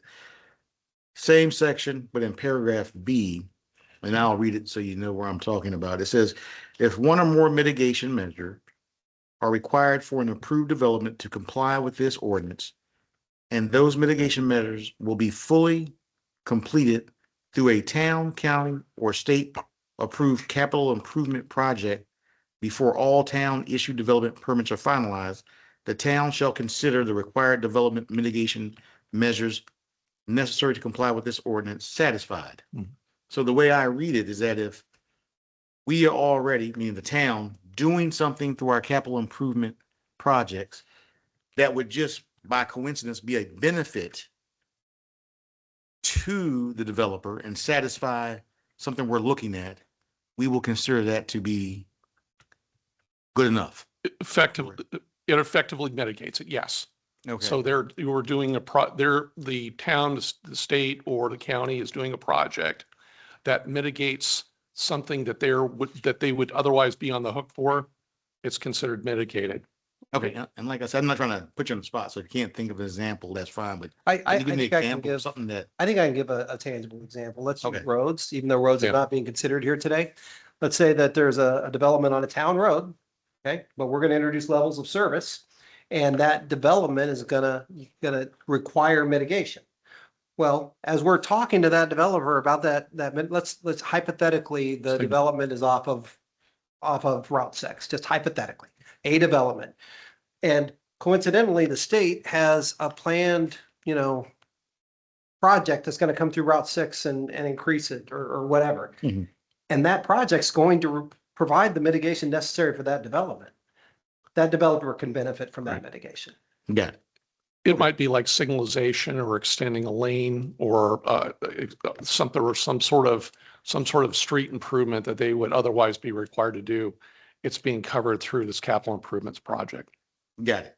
And my last question goes back to something we talked about earlier. In paragraph 191-97, I was just curious, why 1998? What was the rationale behind it for the exemption? As opposed to, I'm just making this up, why not 2002? Yeah. Or something like that. Yeah, there was a lot of thought. Like I said, that's probably the area that we we spent the most time on. That date that we picked was intentional. It had to do with our comprehensive plan, updates to the comprehensive plan, but really it came down to annexation agreements that were signed before that date, where those developers had already invested substantially and had substantially performed on those annexation agreements, meaning that the town entered into an agreement with developer X prior to that date. They have already performed on it, meaning they have invested money and spent money based on the agreement. And so it was important to the town that we pick a date that honored that. And so that's why we picked that date in particular. Okay, and so anything after that date, then by default, they would have to come into compliance. That's correct. Okay, and so I'll just echo the comments of the other two councilmen. I thought it was a good job, Dr. Dooley. I was very pleased. I think this pushed the town in a much better position, and I think this was a good product, and it's moving us in the right direction, and I was happy with it. Thanks a lot. Thank you. All right, Councilman Johnson. Yeah, thanks. To echo all the comments, congratulations to Don and all the town staff, our planning commission and our resident planners, my good friend Paul Gutenberg. The amount of work and dialogue that went into making sure we got the initial concept right is really critical to how we shape our town into the future. So well done. It really established a straightforward, responsible approach to development. I read the ordinance from start to end. It is an extremely easy read. If you have not read it, I encourage you to do so. It is far from toothless. To echo comments from earlier, it will require some fine tuning as we run into obstacles, but that's why we have a citizen board of planners and professional staff that will bring recommendations back before the council to hear those and ultimately make a decision. So congratulations again. And the most important piece in this, outside of development, to your point, is education. What better way for us to be responsible stewards of one of our most important population, and that's our children who are going to attend the public school system. That's the most important piece, and it shows a three-pronged intergovernmental collaboration between the Board of Education, who is elected a body, and our county commissioners, who's elected, with the council putting responsibility on ourselves to be good stewards of what comes with development outside of just residential use. So huge congratulations. I look forward to supporting this and glad to finally see that it's done. All right, thank you. You know, everyone has praised you and that is very warranted. You have taken parts of the code that needed to be updated. We've always had the power, as they say in The Wizard of Oz, but we've never put it together. We governed previously by yes, and now it's yes, but you must follow this. We're not saying you can't build, but you now have guidelines. So thank you for that. One of the issues that we were talking about is grandfathering. And I know that's going to be a moot point because House Bill 503 is going to come in become law in October. And that bill is called the Housing Development Act, where the developers, if they have a complete application, the rules for the project are effectively locked in, which the state is passing that, and it's because of they want to see more housing be built and all of that. So that makes it a little bit easier for us that we have to follow law. But that was one of the bills that was very interesting. That is the first time developers actually really got their way on that. So that one is coming in. That will lock it in, so we can't raise rates on them if they have a complete application. That's that's something that is very important on there. They still have to follow the rules and all of that, but I found that interesting. So kudos to your whole team. You did an amazing job. It wasn't an easy feat, but now we have documents that we have a plan. And as you say all the time, plans, they can change, and that's what it is. It's a living document. So as times change, we will change. We are not 1888 anymore. We've grown a little bit since then, and it's nice to have documents that will keep us in check on that. All right. So with that was a very long-winded Council. Madam Mayor, could I say one last thing on grandfathering clause? I Yes. think this is an important distinction to make because, and I think most people here have talked about it. It's a thing that comes up. But I think in practical application, what the grandfather clause does, and please correct me if I state this wrong, but the way I think of it is the grandfather clause effectively does not force an existing applicant to go back through this new process.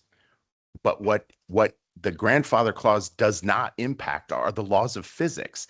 If we do not have capacity, whether you have a DRRA or whether you have a final plat or a previous plat or a preliminary plat, you won't get a building permit. Is that correct? And that's effectively where we are and that's what the accounting helps us with as we move through this, right? Like we've got to marry up our capital investments with that. The other thing I'd like to say about practical application about fee in lieu of, the way I think about that is that if a developer comes in and let's say their neighborhood has a need for 100,000 gallons per day of sewage treatment, you can't just go do 100,000 gallon sewage treatment expansion. You have to do it in 500,000 gallon per day increments. So we can't ask somebody to build something a fraction of a whole in that way. So the fee in lieu of allows a developer to pay their way into a larger project that in all cases the town executes and owns the outcome of that project is the way. Okay. And then the very last thing I promised, Madam Mayor, is I think, this came up a number of times, and I think, Mr. Stevens, you brought up, we probably didn't get it right, and we're going to have to fine tune it. In going through this whole process, spent some time in a seminar with multiple other Maryland municipalities, including Charles County, and all of them said this and had this in common, which was these APFOs. Not only do the APFOs and the elements of code that make up an effective APO, they always end up having to fine tune them. That is an expectation, and even Charles County has expressed to us as well that it's not just an APFO. There are other elements of policy and execution that effectively have to be done in order to achieve the outcomes that an APFO intends to do. And so I think we talked about this on the Planning Commission. I think the Planning Commission intends to watch for these types of indicators. And our hope on the Planning Commission was, I think what we expressed there as a group is that we want to watch for those things and make recommendations to the council where we see them. Obviously, we'll work with the planning director on those kinds of things. Are you done for sure? Okay, thanks. All right, moving on with our public hearing. Madam Clerk, have you received any additional written statements to be included in the record? No, Madam Mayor, no written statements have been received. All right, we will now proceed to public comment. I have a list up here and I have Miss Rhodes. If you would please come down here and state your name, whether you live within the incorporated town limits, and if you could limit your comments to 3 minutes, that would be greatly appreciated. The floor is yours.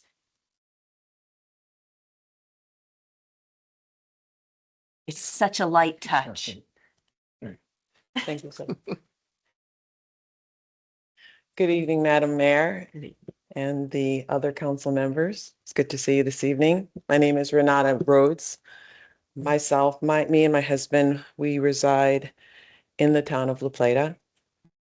I am here tonight to speak in support of the proposed APFO, especially regarding how it handles our town's traffic and water infrastructure.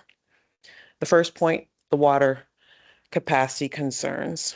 Our town is operating its wastewater treatment plant at roughly 80% capacity and is facing strict state withdrawal limits on our drinking water. I support the 80% capacity trigger for the water and sewer permits. We really cannot afford to approve hundreds of new residential units while our existing infrastructure is under a regulatory freeze. I do have a question though for council. How will the town ensure that once a system hits the 80% mark, that the pause on new permits is strictly enforced and transparently reported to us, the residents? The 80% trigger is a start, but I am concerned about exemptions. If we allow phased developments or senior living projects to bypass these rules, the 80% rule becomes meaningless. My second point concerning traffic and road safety. Traffic on US 301, that corridor, and at local intersections like Maryland 6 and the Shining Willow Way have become a major safety and quality of life issue. I strongly encourage the council to maintain the level of service C, standard for intersections. We shouldn't accept failing traffic conditions just to accommodate more development.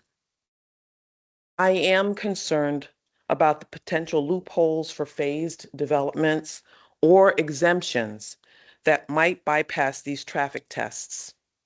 Every new car added to our roads impacts all of us. The level of service C sounds good on paper, but we already have intersections that feel like an F. I want to know how the town will ensure that traffic studies aren't just a checkbox for developers. I urge the council to tighten these standards and ensure that there are zero loopholes for developers until our pipes and our roads are actually ready. Thank you for the opportunity to speak. Take care. Thank you very much. And you did that right in 3 minutes. Thank you very much. Let me see. Does the town council have any other questions? Yeah. Go ahead, Councilman Johnson. Yes, and I just want to make some comments that I forgot to make the first go around. That this APFO, I know there was, and Ms. Rose, this is not to you. Thank you for your comments. I meant to make them the first go around. This has nothing to do about a water agreement. This council had a retreat back in September. Many of the council members during election season talked about an APFO strictly around development. And I think this really puts a nail in the coffin on our expectations of how we're going to grow into the future. I agree with the concerns that you express. I do believe, Mr. Stevens, correct me if I'm wrong, there was a presentation some months back, it might have been to the Planning Commission, about improvements to 301 and 6 by the Pine Grove Development as they could, based on the traffic study that was done. It was a while back.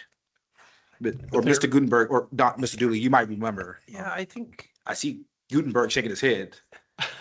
Yeah, these were some discussions about traffic studies that extended beyond the direct intersections that abutted it, and some improvements to traffic signals, I think.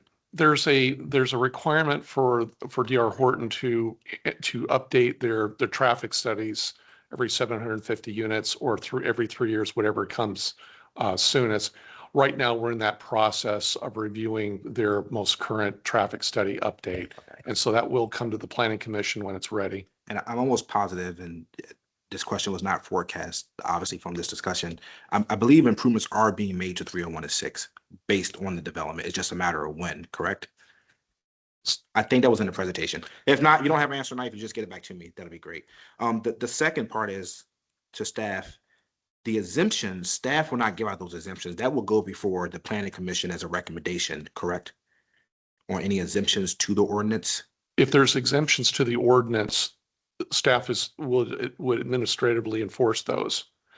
There would be recognition for the Planning Commission to know, as a matter of course of doing business during commission meetings, if there were exemptions that were given or appropriate, but they don't go directly to the commission for that determination. So I think handled administratively. I think that's a concern then, that the part of this is to ensure that we one, have a defined process in our growth, and that we have the Planning Commission to approve.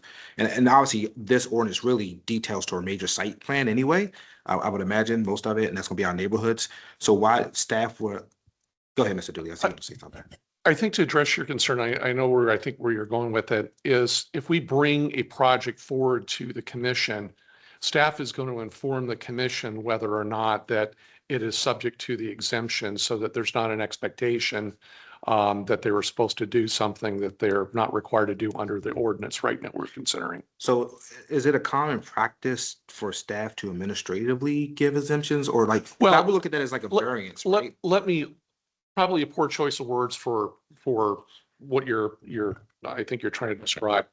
Staff is not providing the exemptions. We're literally looking at the code and seeing what the code says. We are going to, as part of our staff report, as part of our due diligence, we're going to bring a professional report to this case, the Planning Commission. We will advise the commission if there is an exemption for the APFO ordinance provisions, if that's applicable.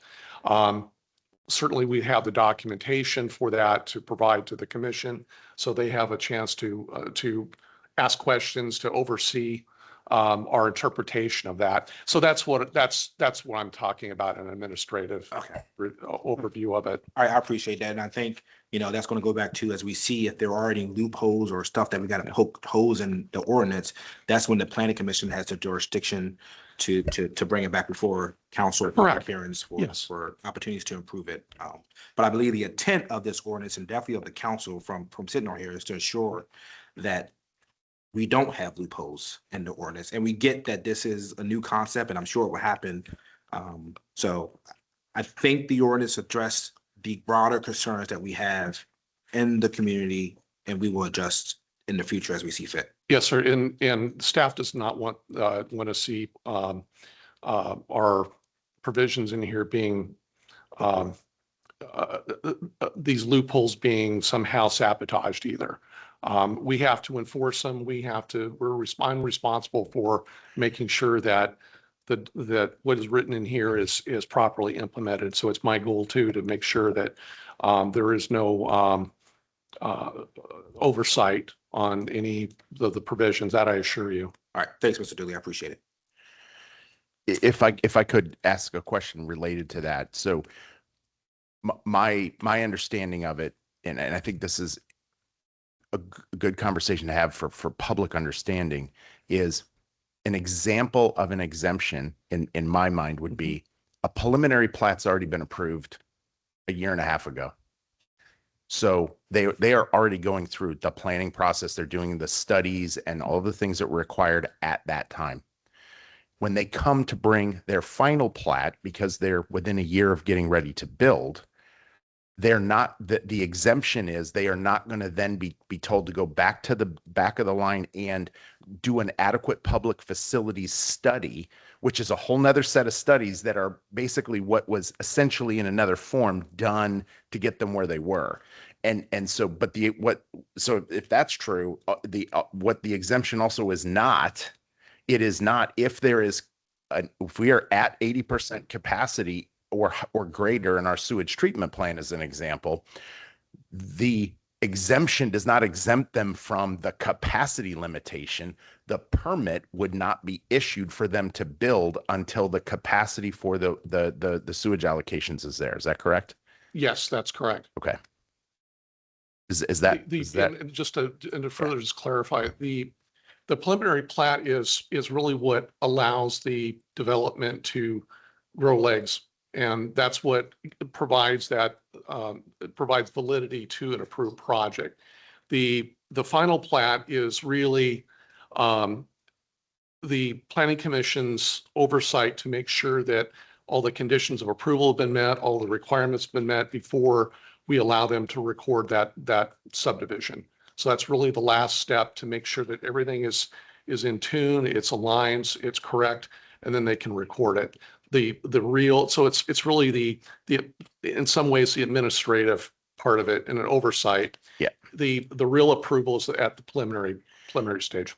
Right. And so just to say it back, what I understand that to mean, and I think this is important for public perception of how this works, is that the term loophole is what is concerning me, because that would imply there's a way around this. And what would we say there is an exemption? We are talking about an administrative function that doesn't make them repeat studies that have already been done in the legacy process now, once this is passed. Correct. And what they are not exempt from in any way, right? It's that laws of physics concept. If there's not physical capacity to be consumed beyond that 80% threshold, that the 80% threshold is sort of the new feature that even where before we had no regulation on this, you could give permits all the way up to 100% allocation. That now is being held at the 80% level because of those margins. That's absolutely Okay. correct. All right.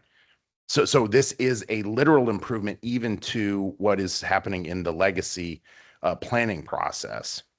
Yeah. This will ensure that we never achieve it at 80. If it goes 80% or higher, there's And no we may progress. already be beyond those thresholds today. It just means we won't go further from them. And I think the impact of that to our residents is when we are putting that much pressure, and that's why the state supports these kind of limitations as well, is when we push infrastructure, it's like we're redlining the car engine, right? And if you don't take care of that thing, that it's going to die early. If you want to get as much time out of that thing and as much cost benefit out of it, you have to take care of your infrastructure. That is what we are now positioning ourselves to do in a way that we have not done in the past. Yeah. Thank you. So, Right. Mr. Stevenson, Mr. Dooley, do you have any final comments? I have no further comments. I just wanted to support for the prior speaker's edification. This particular zoning text amendment does not include the traffic roads component of that. That was decoupled because from this particular ordinance, because I needed more time to work with the traffic engineer to put something a little bit more robust together. So the roads component portion of our APFO ordinances is going to actually be reviewed by the Planning Commission next Tuesday night. That will eventually come back to the council with a recommendation from the Planning Commission. But I would encourage the prior speaker to engage with the department, with the Planning Commission for the roads component, which is going to continue on Tuesday night. It is not part of this ordinance right now. And thank you both for addressing the concerns of loopholes and all of that. That is very important. We never want to make it look like we're having favoritism towards some, and that you address that. All right. This concludes the public hearing on the proposed zoning ordinance amendment, the adequate public facilities, and the town council will hear no further comments or questions regarding this issue. So I'm looking for a consensus from the town council to proceed with legislation for the APFO, or to extend the period for the record. Proceed to legislation, please. Councilor Coleman, Proceed. Councilman Sampson, Close the record. all right, and Councilman Johnson. Close the record. All right, so I hear a consensus to officially close the record on this at 8:31 p.m. and we will proceed this to legislation later on in this meeting. Thank you, council, for a very robust conversation on this, and thank you again, staff, for doing an amazing job at bringing this forward. All right, next on our agenda. No, it's not another public hearing. We are going to go on with our consent agenda. If council has had an opportunity to review what's on the consent agenda, it is our March 10th, March 17th, and March 24th minutes. I will entertain a motion to approve the consent agenda as presented. So move. Do I have a second? Second. All in favor, please indicate by saying aye. Aye. Any opposed? Motion carries. Brings us to our next item on the agenda, Mr. Stevens, the governance documents. Okay, council, you may remember 2 weeks ago, we had a very rigorous conversation concerning a number of governance documents is how we're referring to them. So you had your rules of procedures. We had a couple other things. Very, very good conversation. Staff received very clear direction. And so what we have done is we have listened, we've heard, we've incorporated the changes that we believe we heard that night. And when I say we, in this case, let me just walk you through how we went through this. We met on Tuesday, the 14th, received direction from council. Wednesday, the 15th, we came to work, Michelle, Kelly, and I independently reviewed our notes, identified the changes that we thought we heard from council. Then we reviewed the transcript from that meeting because it was a lengthy meeting, if you recall. And so we reviewed the transcript to validate our notes independently. And then we incorporated changes, the red lines, for example, to the rules of procedure. We staffed those internally to get 3 sets of eyes on it. And when we were all in concurrence that we had captured the intent and direction of council, we said, okay, this one is ready to go. And that's what you have in front of you in your packets for consideration tonight are those changes. And so your recommended action for these documents this evening are that the town council adopt ordinance 26-05, the anti-harassment policy for elected officials, resolution 26-21, the revision of the town council rules of procedure, and resolution 26-25, the code of civility. All right. So council, I'm going to open this up right now for conversation. If we have any changes to, if we can go in order, the first one was the review of the rules of procedure.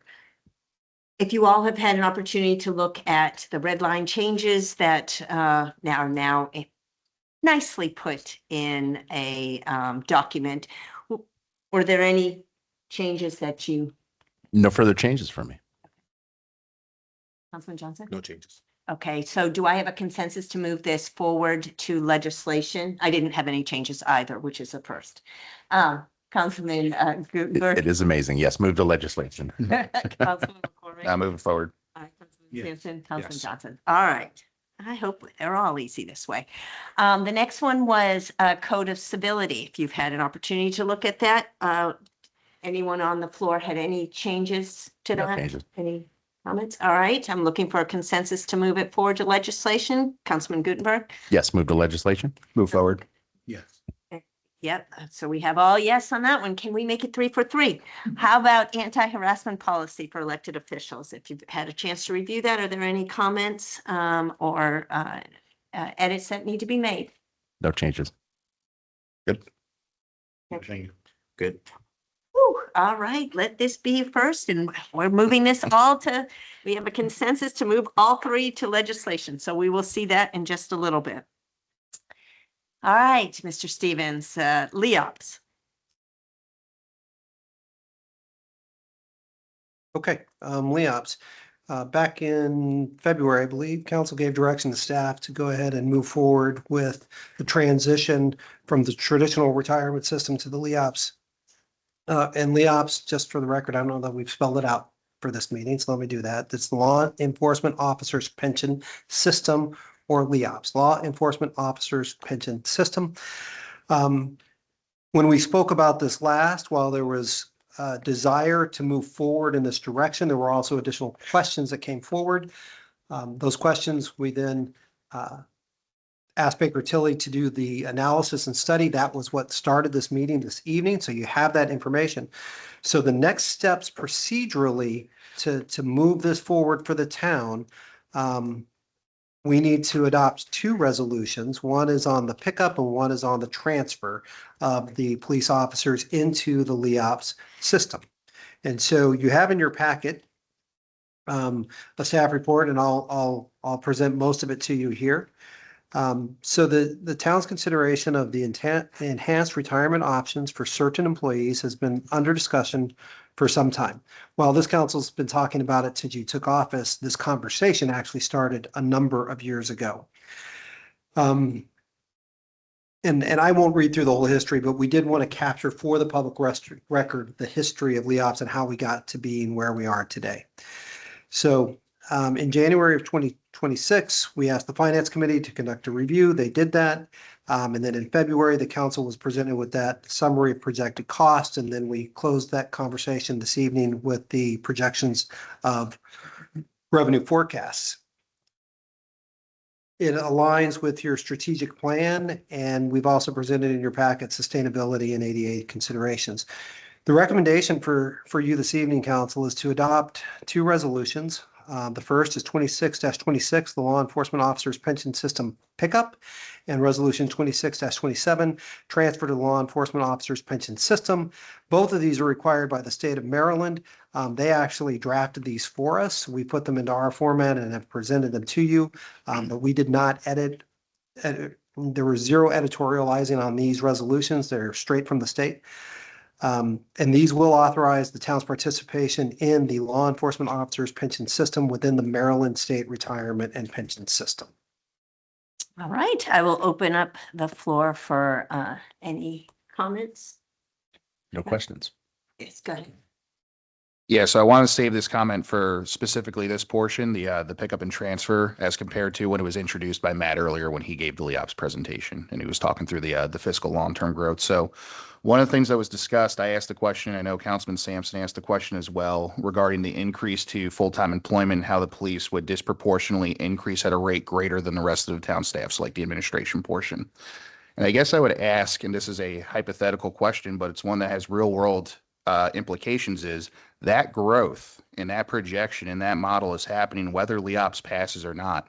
And my question would be, if we need to increase our police force to go ahead and match that growth, could we effectively do that if we did not have a competitive benefits package to offer that other police forces around us do? So again, I just wanted to ask, bring that out there as a hypothetical. Again, I think we saw clearly earlier today, fiscally, this makes sense. The town's in a great position to go ahead and pick this up and transfer our police officers over. And then just from an overall policy discussion, that's why I asked the policy question. Again, I'm very happy with this, and thank you very much for putting this forward in front of us, Mr. Stevens. Yes, a comment. This formally finalized the LEOPS process, obviously pending the adoption of the fiscal year 2027 budget, correct? I believe that's correct. I'm not going to give you a 100% certainty because the HR director is not with us this evening. But I believe these two resolutions, which have to be submitted before Friday of this week, are the last steps that this council has to take. I think the rest is back office staff work that needs to be done. All right, very well. Thank you. So I'm going to be pretty unpopular right now. I want to begin by saying that our police officers do an exceptional job within our community.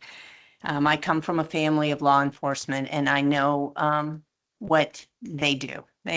Our police officers are a vital part of our town, and they deserve a robust compensation package that reflects their dedication and the risks that they take. However, as a member of this council, I am tasked with being a conscientious steward for our shared revenues. We saw projections today. Projection forecasting is not a science. We have to plan for the worst, such as unfunded mandates, but hope for the best. We must look beyond the present moment and consider the escalating costs that future councils and taxpayers will have to manage. Currently, with the average pension costs reaching 36% of an officer's salary, we are approaching a level that may not be sustainable without significant budget cuts or for the search of new revenue sources in order to avoid raising taxes. We can't count on growth to fund LEOPS. While I do believe our employees deserve the best salaries, benefits, and pensions, I must also understand that my actions today will impact the future financial bottom line. I am for as I've always said, and I'm not changing my mind on that, an enhanced 457 plan. I get it. It is the fiscally responsible thing to do, and I have to be responsible for not only now, but beyond tomorrow. So that is my little piece on why I am not in favor of LEOPS. but I do really appreciate all the hard work our police officers do. And I know I'm voted on this, but it needed to be into the record. So with that said, I am looking for a consensus to move this forward. If I could just make one counter comment, respectfully, in light of those comments, I just do want to say that the public record on this, that in the discussions that we've had, my interpretation, right, is that the costs that we saw for this program fit inside of this year's budget, and especially when taken in context with the 3%, or excuse me, the 3-cent rate increase that happened a couple of years ago. And it's that context of cost that makes it, for me, it looks objectively that it fits inside of this year's budget. So that's where we live today. The context that the growth revenue adds, I agree with you, Mayor James. I don't count on the growth. However, if what councils have to do, and I think councils do this every year, but what we have to be really particularly mindful of is that when we are looking at the needs of the police department, given the cost that and it's not insignificant what the cost is, but as long as we are staying within the context of whatever growth is, the numbers that we saw tonight, within that context, if we are disciplined, the police department fits within future budgets of the town without that being a driver for potential changes in level of service other places. And so that's my view of what we kind of metabolized as a group through this information. So, and folks that are still concerned about that, I think there's enough pieces of the public record with the adding of this growth forecast, just that context of the way those estimates work and the things we had the other night, that I think people can use their judgment and kind of determine, what we're choosing tonight. Thank you very Okay. much for that. And yes, it absolutely does fit in tonight's budget. I'm looking at FY28 and beyond. I'm looking at the decrease in HUR, which is going to pull from our operating budget. And where are we going to get that? The decrease in, because the state is running a structural deficit, how that will roll down to us. The fact that we can't count on a differential. It's a may, not a shall. And all of those things weigh very heavy on me. And I am one that is fiscally very conservative. Again, I appreciate everything that police do for us. As I said, my son's a police officer, my father was, so I get it. And I get that they put themselves at risk every single day. But I have to also, I'm looking down the road. Today we fit in. Next year, maybe we still fit in. How does it go? And I appreciate your comments. They were very, I loved how you said respectfully. So they were very respectful. All right, And with that, Yeah, since the second round of comments was made, I'll respectfully make some comments also, please. okay, go ahead. This, transferring to LEOPS completely take the police department out of the Maryland State Retirement Pension System. And staff presented back on February 10th that the net additional cost of that is about $540,000. The 457 plan that was money adopted in the fiscal year 25 budget was an additional, let's call it $641,000. That was on top of the $304,000 that was already budgeted for the Maryland State Retirement Pension System. That was in fiscal year 2025, which was forecasted, approved, and adopted in the budget, roughly $945,000. LEOPS is about $880,000 this year. So arguably, it's cheaper than the enhanced pension or 457 at that time in fiscal year 2025. So I look forward to supporting it, not negating none of the fiscal concerns and the environment that we live in today. But this option, one retirement system, is effectively $100 and some thousand cheaper than two pension systems back in fiscal year 2025. All right. So now can I go with a consensus? All right, if you would like to move this forward to legislation, please let me know. Councilman Forward Goodfriend? to legislation, please. Forward. Yes. And I am a no, but the yeas have it, so we will see it later on in our ever going on meeting.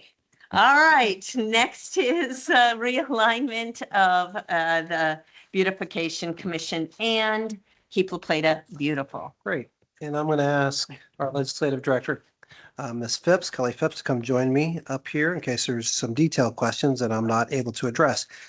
Council, as you're aware, we had a number of our volunteers on boards and commissions resigned, and the town found itself in a position where we had two committees that didn't actually have any residents that were volunteering. And so we looked at this as an opportunity. And we questioned why. Why is this happening? Why are we not having volunteers for these two committees? And as we looked at the composition and the roles and responsibilities of these two committees, one being the Beautification Commission and the other being the Keep La Plata Beautiful Committee, we found that there was just a lot of overlap. And it was really very, very unclear to me the distinction between what we were expecting of these two different entities. And so I asked Ms. Phipps to help me make sense of all this so that we could come back to council with a recommendation that's going to better serve our town, our community, but also provide a better mechanism for our residents when they do decide to volunteer, that they are being given clear guidance and direction on what we're expecting of them and that they're doing meaningful work. And so I think what we have here for you this evening to consider accomplishes that, because fundamentally what we're going to ask you to do is we're going to ask you to take legislative action to decommission the Beautification Commission and to decommission the Keep La Plata Beautiful Commission. And when they're gone, we want to create the new Sustainability Advisory Committee. Okay. In your packet, you can see some of the confusion. The packet doesn't lend itself to me reading it because of the table and the roles and responsibilities, the matrix and the chart. So I'm not going to try to do that. But it's very extensive. It's got to be one of the most well-written staff packets. Kelly, thank you for doing that, that we've presented to the council to consider. So I'm going to jump all the way to the end. I think I've already hit on this, but I'll just state it clearly for you tonight. What we're asking council to do is to help us clean this up by decommissioning the two committees and creating one that incorporates all of the roles and responsibilities clearly under one umbrella. And to do that, what we are asking council to do is to adopt resolution 26-24, which will repeal resolution 19-18 that established Keep La Plata Beautiful. We are asking you to adopt ordinance 26-04, repealing chapter 8, the Beautification Commission of the Town Code, and replace it with Chapter 8, Sustainability Advisory Committee, assigning the duties and responsibilities of the Beautification Commission and Keep La Plata Beautiful Committee to a single advisory board. And I'll pause there and we will try to answer your questions. All right, any questions? I think the timing of this is really good. And the need that I see when I read this, it just lit my brain up for things we need to do related to the APFO and other conservation tools that are coming into play here later tonight potentially. And I think this complements that. And I think I'm hopeful that there's community sees that as well, and that we get we get some active participation in this. One of my questions is, I think the answer is yes, but one of the things the Beautification Commission used to get involved in is if a resident or that commission, members of that commission, found that there was an area that had a trash problem on a street, There's a variety of things they might have done, and there was a place where a resident maybe could engage in a more meaningful way than coming to a council meeting or just hitting us with an email, because that group I saw as an action oriented kind of group. They were out doing things. Would a resident who had an issue like that, who wanted to come participate, not just, I'm talking about people who aren't coming with hey, I have a complaint about something. Like, we'll still deal with that obviously in the normal way, but where someone says, hey, in my neighborhood, I have an idea, something's going on when I think I can help with it, but I want to come talk to people who are action oriented and maybe get some traction on it. Is this a place where they could still come with those kind of things? So yes, Okay. I think at the end, yes. And what you were talking about, I heard both the confusion of Keep a Play of Beautiful and Beautification Commission that became Keep a Play of Beautiful and the Beautification Commission. And you were talking about the litter bees who would go out, and we had monthly community cleanups in various neighborhoods. And just recently we collaborated with the environmental committee of the Key Club at La Plata High School. They did exactly what you said. They had an idea. They wanted to do a litter cleanup in the community, and we had a place for them to do it. In fact, there was so much litter cleaned up that we came back later on the same month. So yes, how do we do that? People who want to do these kind of cleanups, these kind of initiatives, could come to this advisory committee, and we'd figure out how we could arrange that. Great. Okay. And then last question, just this is more in a procedural realm.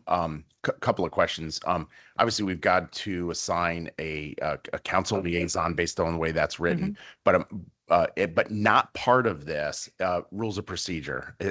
So how is that going to go? You knew I was going to ask. Beautifully. It'll go so beautifully. Wow. Every once in a while I surprise myself. So I think it was 2 weeks ago. So we've talked about this. Okay. And bylaws or rules of procedure for our boards and commissions. So we just circulated about 2 weeks ago draft language for bylaws for all of our boards and commissions. I sent it out to Michelle and Kelly. I got their feedback. Was it yesterday? Very, very recently.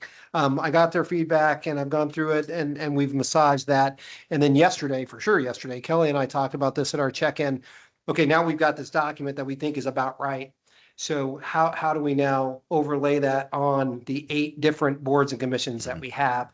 Because I think our desire is to have this council approve the bylaws. And then those are given to the boards and commissions. I don't think we want to ask our volunteers to say, okay, now roll up your sleeves and create your own bylaws. Yeah. I think it's better if we just do that and say, here you go.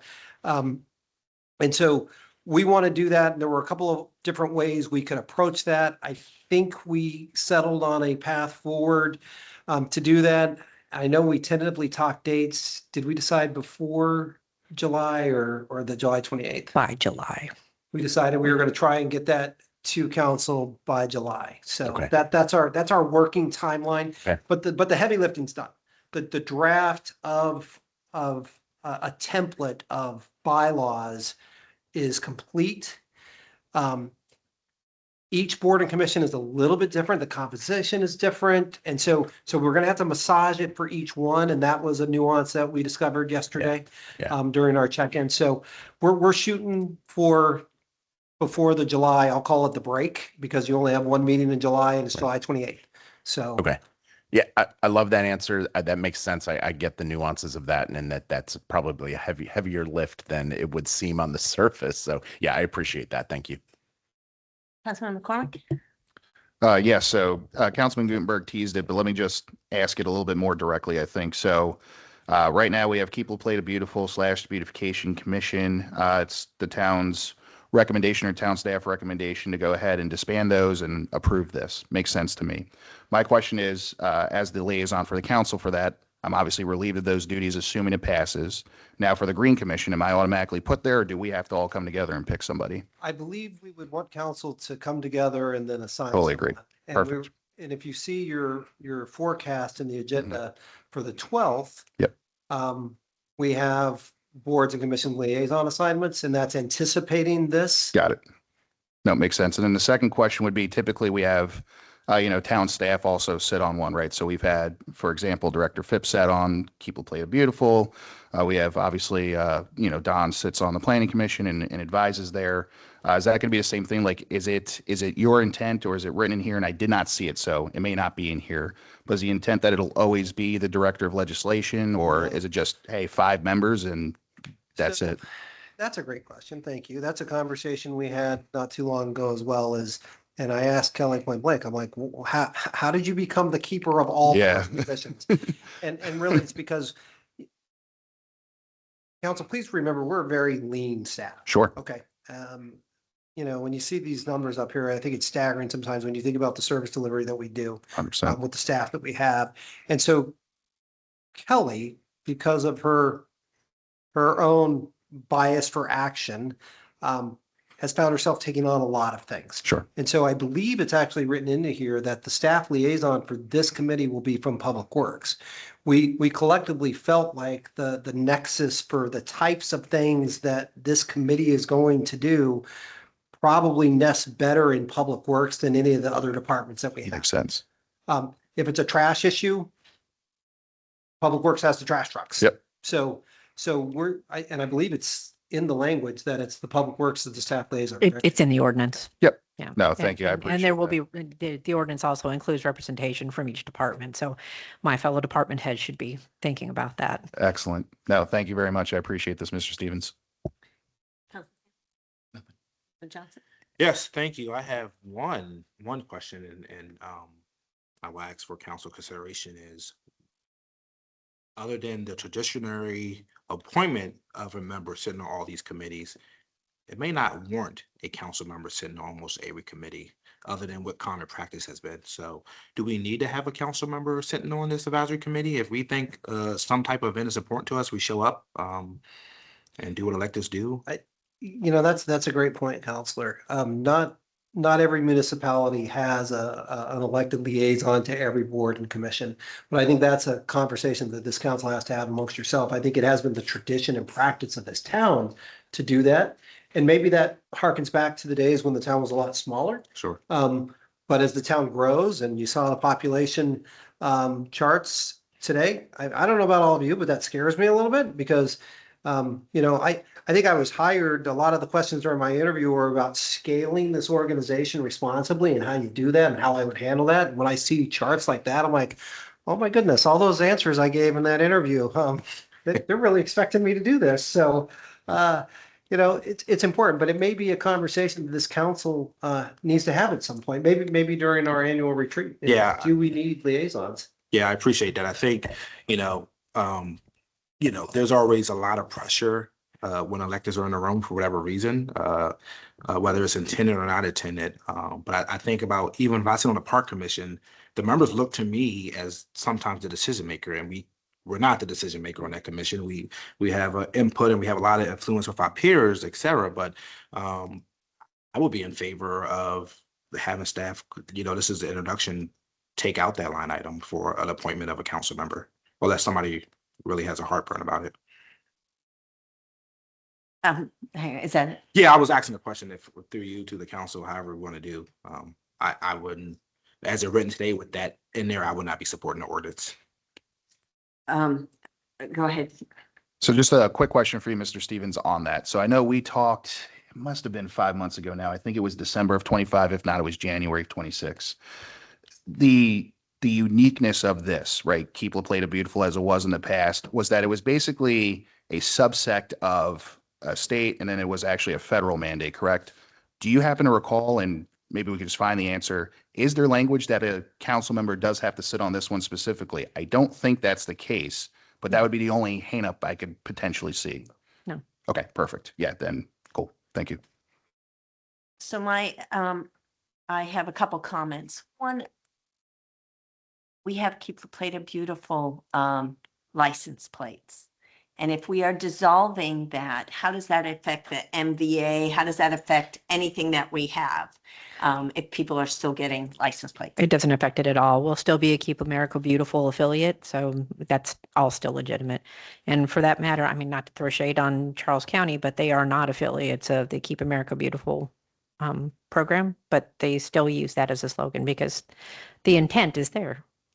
Keep your home beautiful. So Good.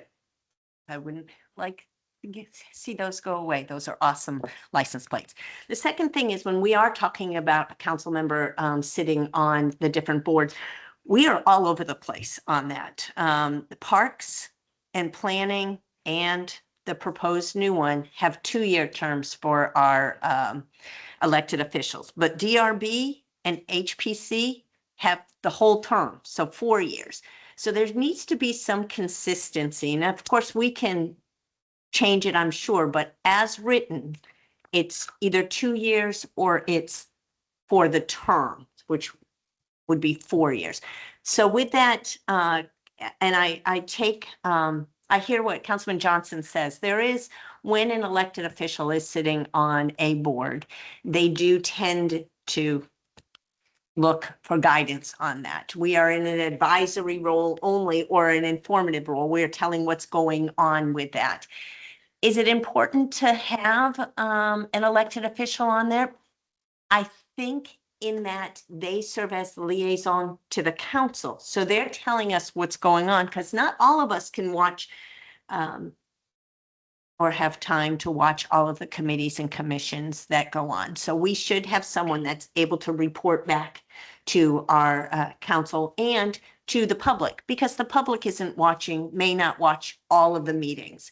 So by having someone like Councilman Johnson on Parks and Rec, he comes back with a really good report. And that's what it's there for, not for us to advise as much. I mean, it's for us to hear what's going on and know how it fits within our comp plan, within our strategic plan. That's what our role is for on these committees. But I think there needs to be some consistency because it gets to be a little bit crazy, whether it's term or 2 years. And I guess that's a council decision, but we would have to change code because it's in code. So with that, I am still in favor of having an elected official sit there as the liaison to report out to council what is going on, so that arguably it reports to the public that may not have been able to watch that meeting of the Sustainable Advisory Committee. So Yeah, if I could, I would actually like to say I support that actually. My experience of participation on the boards and commissions is not only what you said, but an additional thing I have noticed is that in some cases, you as a council person can be a helpful moderator in the process in the way that someone with less experience doing these kind of board style meetings brings. You know, I think there's some value to that and to what you said. I hadn't really thought about what Councilman Johnson said of just kind of doing away with that. I wouldn't want to do it at the outset of this. If that was something we were going to revisit, I think we could do that probably through the rules of procedure even. No, I guess it's going into code. It is going into code. Yeah, I would struggle with wanting to modify it that way tonight. I think I'd have to kind of think through the implications of it. we're kind of the gatekeepers. We should know our comp plan and we should know our strategic plan. And you are absolutely right when you say that we're there kind of to inform a body that only meets once a month. Or maybe twice a month, but most of the time, once a month, they meet once a month and they have these decisions that they have to make. They may not be well versed with the strategic or the comp plan. That's where us as elected members can come in and say, well, it goes against the strategic plan, or and additionally, our staff liaison might chime in on that. I think it's an important role for us to sit down. It also shows that we support this committee that we are forming. And to have a liaison on there from council, I think is very important. Yeah, if I may, I think I agree with all those comments. However, you know, when you look at the the planning commission is prudent to have a member of the council, especially as we looked at the dialogue over the last 6 months about, what was the vision or the intent of why we brought this forward, right? You look at the other boards and commissions, do a member of council need to attend a Park and Recs, right? Those are legitimate questions. Reading this ordinance in the background, I don't believe it's warranted. If a member wants to volunteer and show up to something, then do it. So this is for introduction only tonight, so we're not adopting it. It'll be 2 readings, the first reading tonight, the next reading on the second one, because it's an ordinance. I would, and I'm okay with being told no or losing the fight, but I would ask for the mayor to take a consensus on is anyone in favor of removing section E from the ordinance and staff bring it back for the second reading at the. I will do that, and I am going to add one more comment. And don't get your head blown up on this. But Councilman Gutenberg has been pretty much the exception to the rule on how he has really participated in the planning commission. We have had some really strong members with Councilman Sampson sitting as a board member, but we've had some strong council members on there, but they have been silent. You're never silent, but you have a lot of value you've added. And could the planning commission have done it without someone that is as vocal? Sure. But you bring value. And I think each of the council members sitting here brings value to the committees and commissions that they sit on. So kudos to you. Don't let it go to your head. All right, I'm going to look for a consensus. There has been an ask by Councilman Johnson to remove the need of a council member to sit on this newly formed Sustainability Advisory Committee. Councilman Gutenberg. No. Councilman McCormick. Yes. Councilman Sampson. No. Councilman Johnson. Yes. Mayor. No. We want, I want it to stay with a council member on there. So with that, a 3-2, but thank you very much for bringing it up, and thank you for a very thoughtful discussion on that. All right, so now, is there a motion to, is there a consensus to move this forward as presented? Councilman, now that we've had this discussion, Councilman Gutenberg. Yes. Councilman McCormick. Now, yes. Councilman Sampson. Yes. Councilman Johnson. No. Mayor James is a yes. So we will see it in just a little bit. All right. Guess what? We're almost done. Flag protocol. All right, Council. Mr. Stevens. Absolutely. Council, the ceremonial use of flags is a long-standing tradition used to honor individuals, commemorate national events, and promote civic pride. Currently, the town does not have a formalized written policy for the town flag. And we're talking about the town flag only here, not the national ensign and not the Maryland state flag, but the town of La Plata flag only in this policy. In the absence of a formal policy, decisions as to when and how to lower the town flag, when to recognize individuals, and displays along Charles Street and at Town Hall were made on a case-by-case basis. The proposed policy that you're considering this evening would provide guidance and guidelines to ensure uniformity and respectful observance. The fiscal impact, there's no significant fiscal impact associated with the adoption of this policy. Minor costs associated with flag maintenance and replacement will be included in the annual operational budgets for council's approval. Its alignment with the strategic plan is in your packet, as well as your sustainability and ADA considerations. The staff recommendation for you this evening is to adopt the proposed flag protocol policy to establish consistent procedures for half-staff observances and ceremonial flag displays within the town. Thank you very much. Council, any comments or questions? Councilman Gutenberg. No. Councilman McCormick. Yes, Mr. Stevens, this may be user error, right? So I just want to set expectations here. There was a phrase in this flag policy, and I don't know if it's what is occurring right now and it's going to do away with this, or this is part of the new flag protocol. So I do apologize. But there's a phrase that states that other flags may be flown at the discretion of the town manager. Is that what we are talking about moving forward, or that's what's in case or in place today and we're trying to remove that portion? No, we're not trying to remove that. Okay. So then my question would be, do you have examples of other flags that would be at your discretion? Are we talking like Police Marine department. Corps flag? Are we talking Police department? police department flag? Okay. So that makes sense.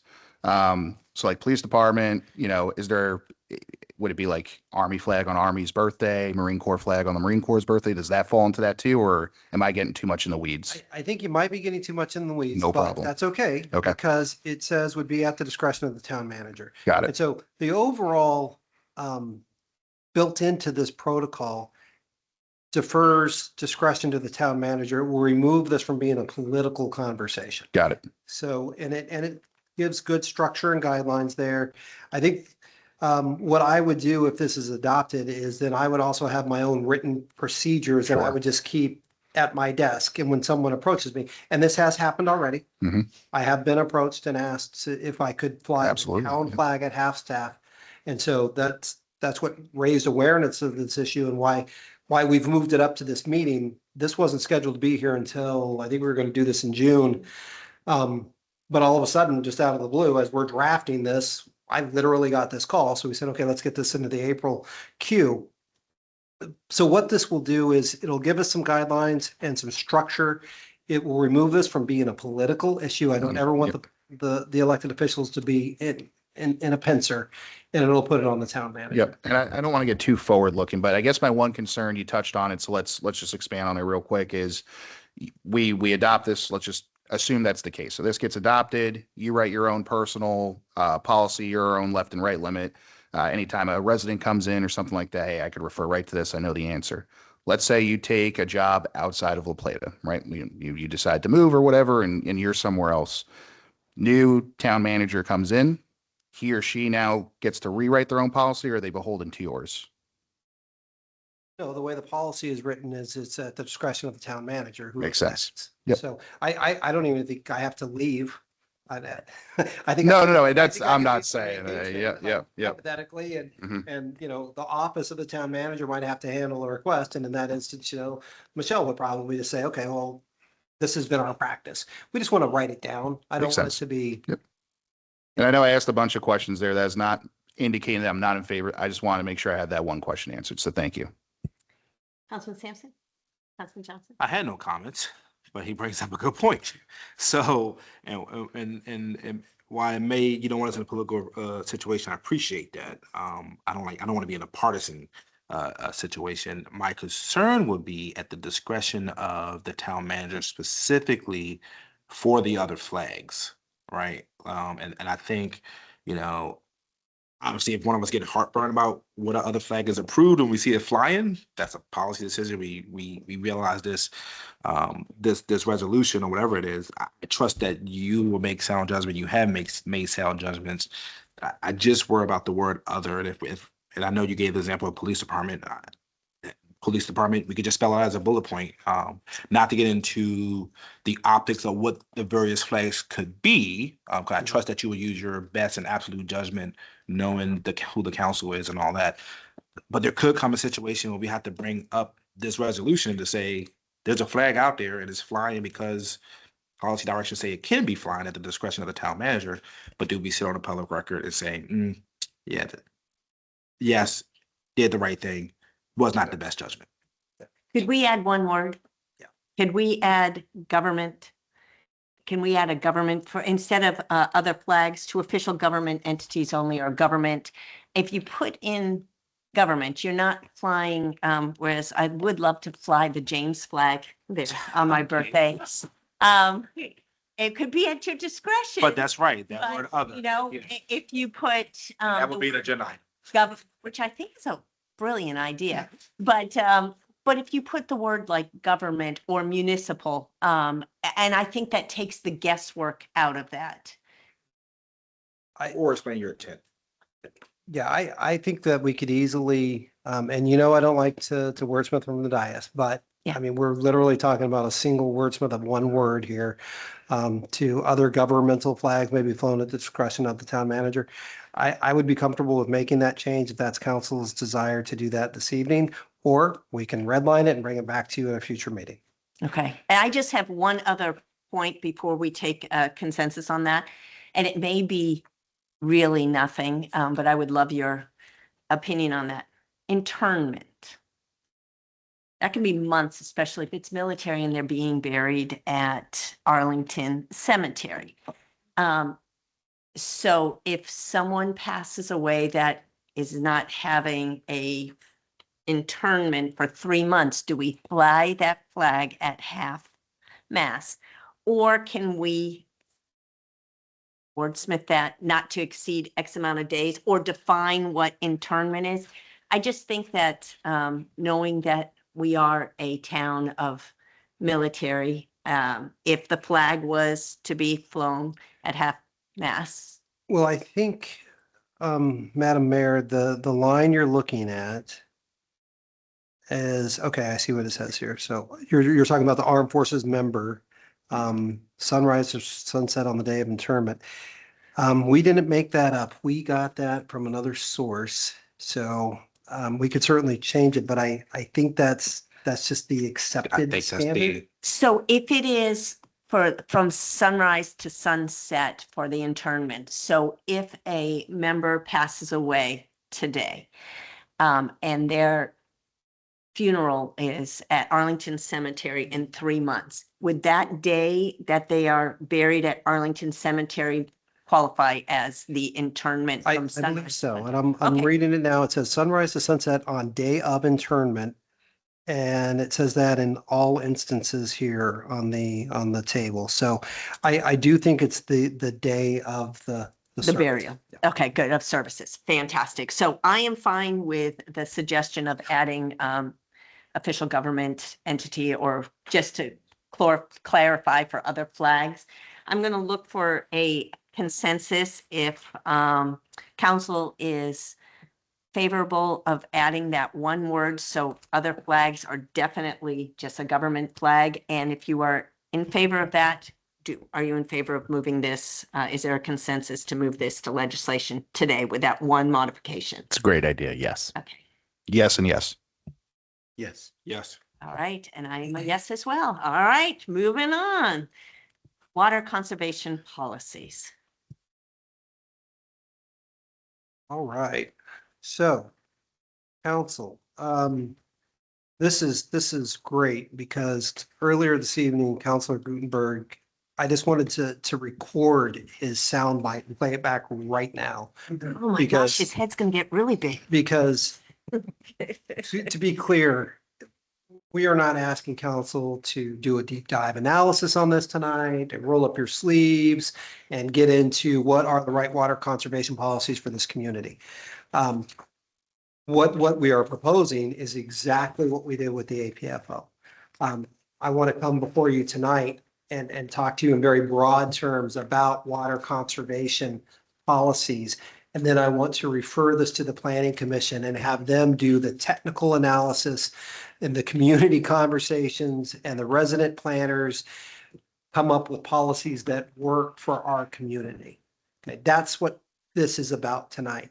But I wanted you to kind of, I couldn't just come in and have a blank piece of paper and say water conservation policies. It'll get people fired up. So we did put together some draft language as representational of the kinds of things that we can do without being extreme, without being draconian, but at the same time to start raise the level of awareness of water conservation across our community. And even since the time that I drafted this and tonight, I've already realized that I want to change part of it. Like part of it, because when I went into it, and now I'll back up to the staff report a little bit.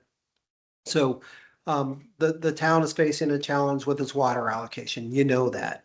We've talked about it. It's a three-legged stool to solve our problem. We need to have an APFO code language to responsibly manage growth and development. You're doing that. We had a great conversation tonight. We're doing that. Okay.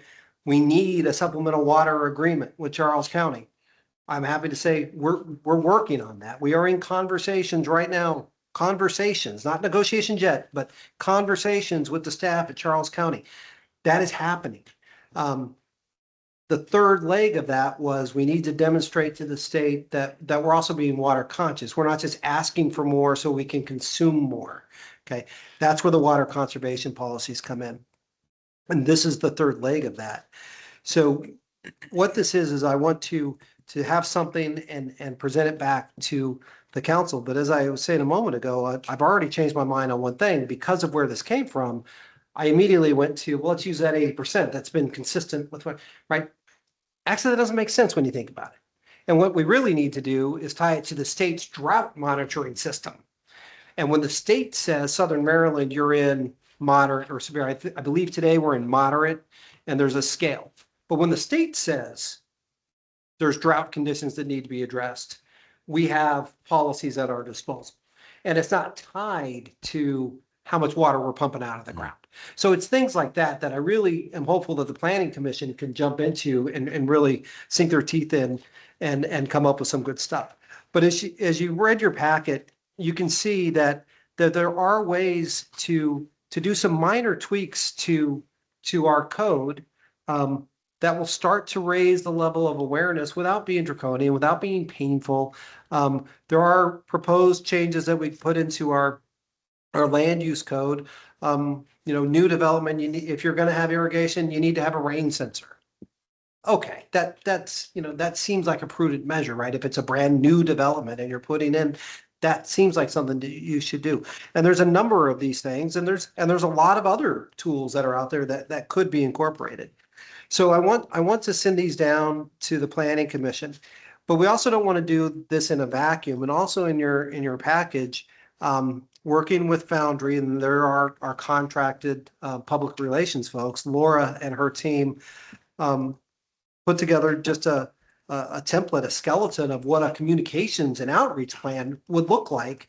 And she based it on the draft language they have in front of you. But I wanted that to be included in your packet tonight because it really needs to be more of a campaign to raise the level of awareness across our community. And it's not because development came in and they're taking all of our water. It's not, right? It's because I believe something like 40 or 50% of the nation is currently experiencing drought conditions, including the state of Maryland.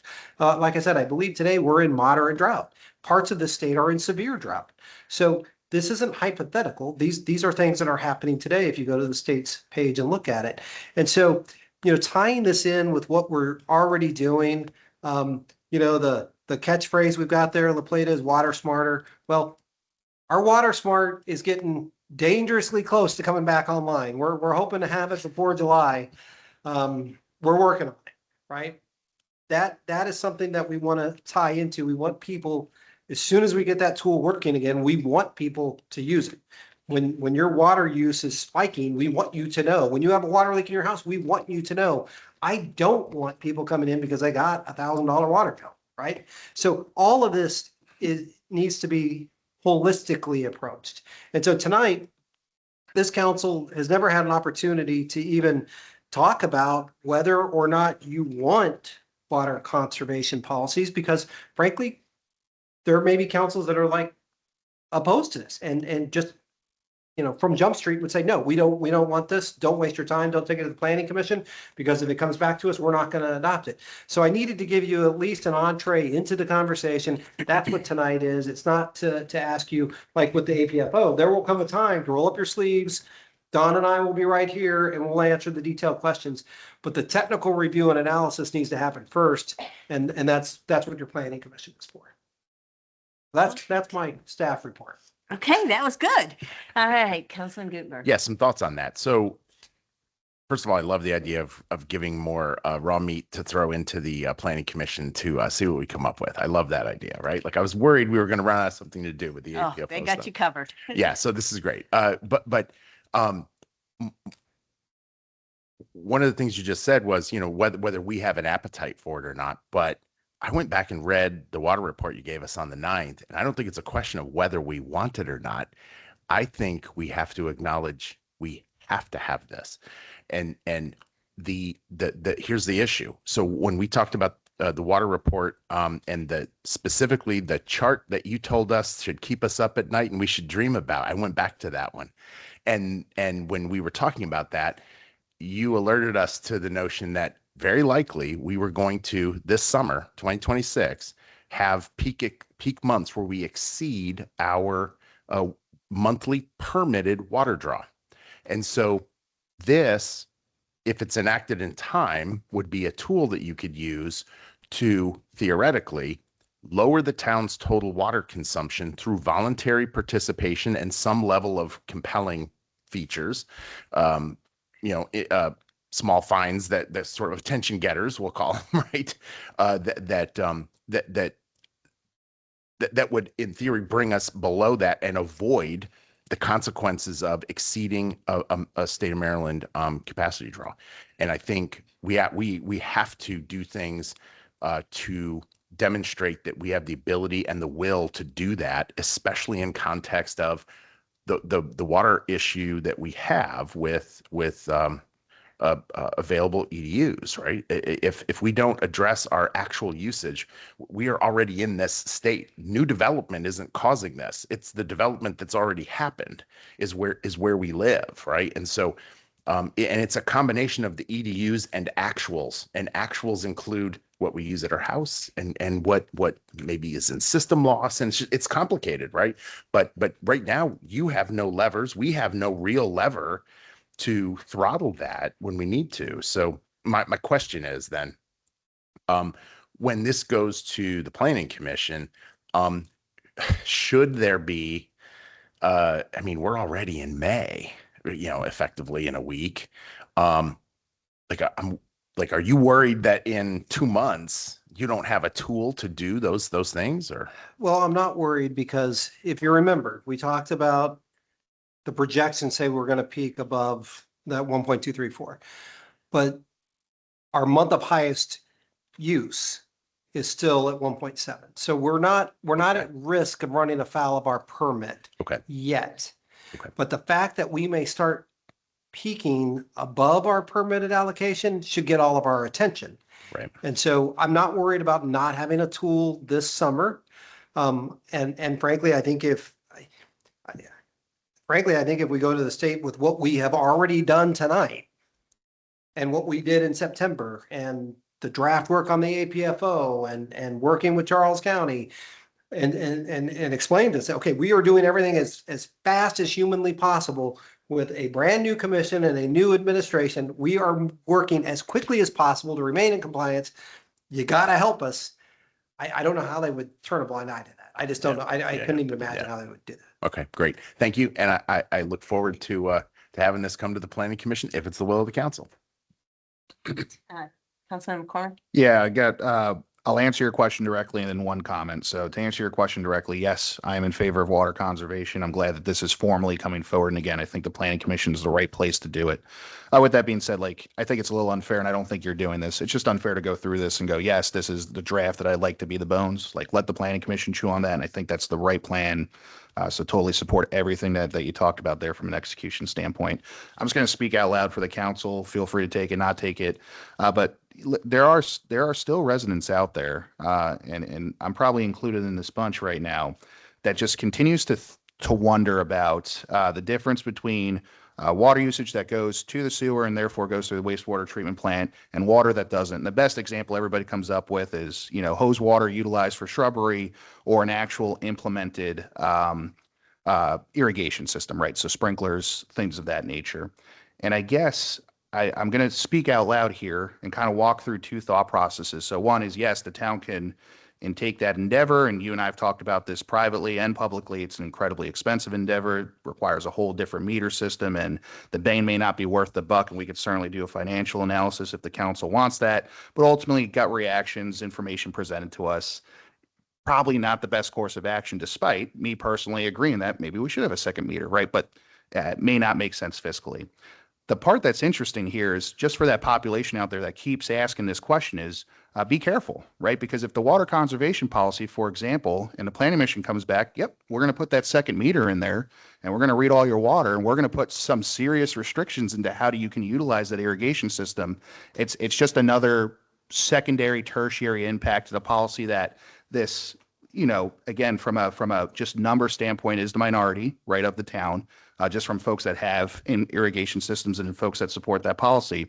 Just be careful, right? Just be careful with what you're saying secondary and tertiary wise. So just thinking out loud there, somebody who maybe supported that in the past, now looking through this. And again, I think that report on September 9th really shown some hard truths that we have to face. We cannot continue to operate the way we are, right? It's a simple fact. It's hard to face. We need to do something here to ensure that we are compelling. This is not a voluntary document, or I imagine it won't be a voluntary document. So we do have to compel action. And again, I think the expression used was like will and fortitude. And I personally think that this is going to be something that will test me and test the rest of the council. And I hope we do have that will and fortitude to implement something that our citizen residents on the planning commission do push forward in the next 90, 120, 180 days.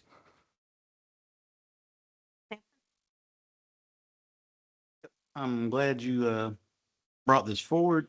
I know I brought it up several times, and I know the constituents that asked me to bring it up several times will be very happy. So I think it's something that's needed, and I'm glad to see it. Councilman Johnson? Yeah, same. Thanks for bringing it up. We got the comprehensive plan in a couple of years. This will be a checkbox for that. I support it. And sitting here, I just signed up for the National Drought Information System for our zip code, and we are 100% in drought in Charles County since last week. So that's very timely, and I look forward to seeing the work being done by the Planning Commission. So a couple questions.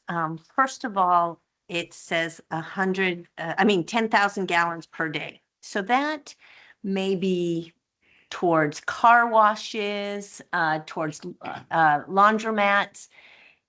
How will that impact these businesses? Right. So Mayor, what you're referring to is in the draft language, it talks about some of the large users. And I did have our utilities team pull the list of people that meet that threshold. It's about 24 throughout the town, and it's what you would expect. Some of the larger restaurants, the hotels, our wastewater treatment plant is probably the single biggest consumer. Some car washes. It's what you would expect when you think of a large volume water user. And so what that is I think the draft language would call for them to come up with a 10% reduction. So they would look at their own bills, they would look at their own operations, and they would figure out, like, we don't want to be prescriptive as a town and tell somebody else how to run their business. Right. We just need to know that you're taking steps to reduce. If the next bill comes in and they haven't reduced, or we're watching the meters and it's not reducing, then I think the next step was that we would require them to come in with a mitigation plan and present it to us formally.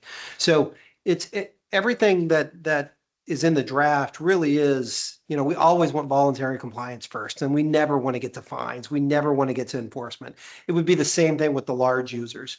And when you are that big of a user, it's actually, in some cases, easier to find that 10% than, say, a residence. Like if you just got kids and they're taking showers, it's hard to say, take a 2-minute shorter shower or something like that and stay on top of that and police it. So voluntary compliance first. I am all for conservation, so I want to put that out on the record, but I am going to poke a hole in this too. So our residents, when they came to the town of La Plata, was promised certain services, right? And one of them is water. And it didn't say you can only have X amount of gallons per day, right? So I know times change. So how do you, and it's going to be through, I know, education and all of that, but how do you now put a restriction on, if it's during the drought time and the state is saying we're in a drought, how do you say to our resident who has been here 50 years, you got to turn it down a little bit. You can't use that much water. I think if we get to this point and that we're asking people, when we're getting to some of the more draconian water conservation policies that are not presented in this draft, then I think you're having a conversation about what is right for our environment, what is right for our ecosystem, and why would you assume that you can consume more of a resource, a shared resource for our community, probably because they have the means to do that, right? That's exactly. So it really gets to an equity issue. And I think what you're talking about, I hate to say it, but I think that's maybe a little bit of that's not fear mongering, but when you look out to the west, and I came from the west to the water critical areas, This will be disruptive for this community. It absolutely will be. I'm under no illusion that this is going to just be passed and people are going to be fine with it. They are not going to be fine with it for all the reasons you just stated, Mayor. But once it becomes a part of your life and once you learn to live and keep water conservation top of mind, it becomes second nature and you don't even realize it. You look at water critical areas like California, Arizona, New Mexico, Colorado. These are not water conservation policies. These are not. This, like I said in my introduction, this is an entree into the conversation. If someone wants to get that upset because they felt entitled to use a shared community resource without any constraints, I guarantee the town never promised that when they moved here. I guarantee you. Right. Yeah, they were promised water, but not as much. The other thing is, talking about turf and the turf replacement. We're going through such a great upgrade to Wills Park. I'm so excited about that. But would that be, if we were resurfacing or if we were redoing the fields, would this fall under for turf replacement?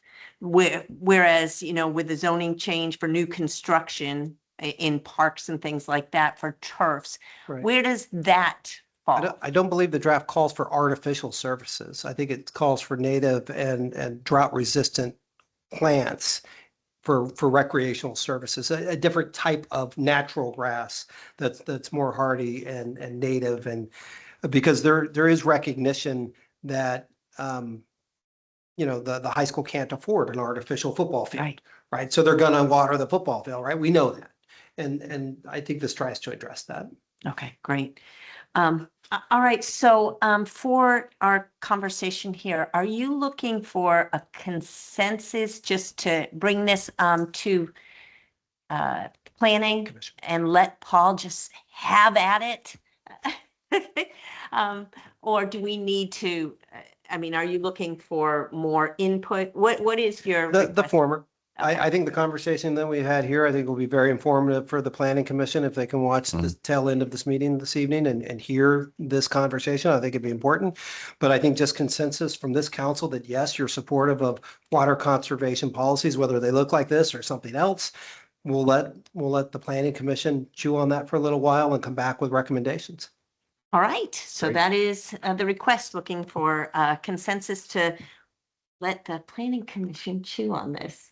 Councilman Gutenberg? Yes, please. I love that. Councilman McCormick? Yes. Councilman Sampson? Yes. Yes. And that was a quick yes. And I am a yes as well. Thank you very much. I do think that is very prudent for us to conserve water and do what we can. All right, that brings us to legislation. All right. And Kelly informs me that we're about to set a record for the Yes. town. I think so. So there we go. All right, you're on. Okay, are you calling the first item 9.1? Ordinance 26-04, Sustainability Advisory Committee. Okay, this is ordinance 26-04, the Sustainability Advisory Committee / Green Team. First reading for introduction.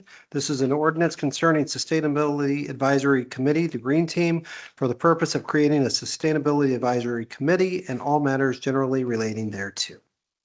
Thank you very much. Ordinance 26-05 for first reading and introduction, anti-harassment policy for elected officials. Okay, this is ordinance 26-05, the anti-harassment policy for elected officials. This is the first reading for introduction only. This is an ordinance concerning an anti-harassment policy for elected officials for the purpose of adopting an anti-harassment policy applicable to elected officials of the town of La Plata, establishing a framework for responding to complaints of harassment made against elected officials, providing standards of conduct, and generally relating to the protection of town officials, employees, and others from harassing conduct in connection with town business. All right, thank you very much. Ordinance 26-06, Town of La Plata, fiscal year 27, financial plan and budget. This is ordinance 26-06, the Town of La Plata fiscal year 2027 financial plan / budget, first reading for introduction only. This is an ordinance concerning the town of La Plata fiscal year 2027 financial plan / budget for the purpose of adopting the town of La Plata fiscal year 2027 financial plan / budget and all matters generally relating thereto. Thank you very much. 9.4 is ordinance 26-07, Town of La Plata fiscal year 27 fee schedule. This is ordinance 26-07, town of La Plata fiscal year 2027 fee schedule, first reading for introduction only. An ordinance concerning the town of La Plata fiscal year 2027 fee schedule for the purpose of adopting the fee schedule, dealing with fees set by the town of La Plata and all matters generally relating thereto. All right, next is ordinance 26-08, Town of La Plata fiscal year 27 tax rate. This is ordinance 26-08, the town of La Plata fiscal year 2027 tax rate. This is the first reading for introduction only. An ordinance concerning the town of La Plata fiscal year 2027 tax rate for the purpose of adopting the town of La Plata fiscal year 2027 tax rate and all matters generally relating thereto. All right, 9.6 is ordinance 26-09, chapter 191, zone ordinance for the town of La Plata. This is ordinance 26-09, chapter 191, zoning ordinance for the town of La Plata, Maryland. This is the first reading for introduction only.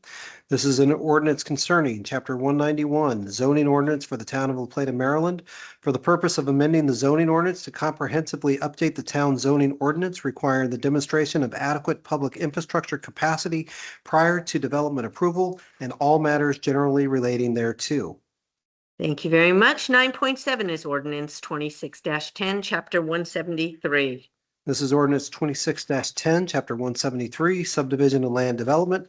This is the first reading for introduction only. This is an ordinance concerning chapter 173, subdivision and land development, for the purpose of amending chapter 173, subdivision and land development, redefining the process by which annual school seat allocations are calculated and establishing a formal development agreement process and all matters generally relating thereto.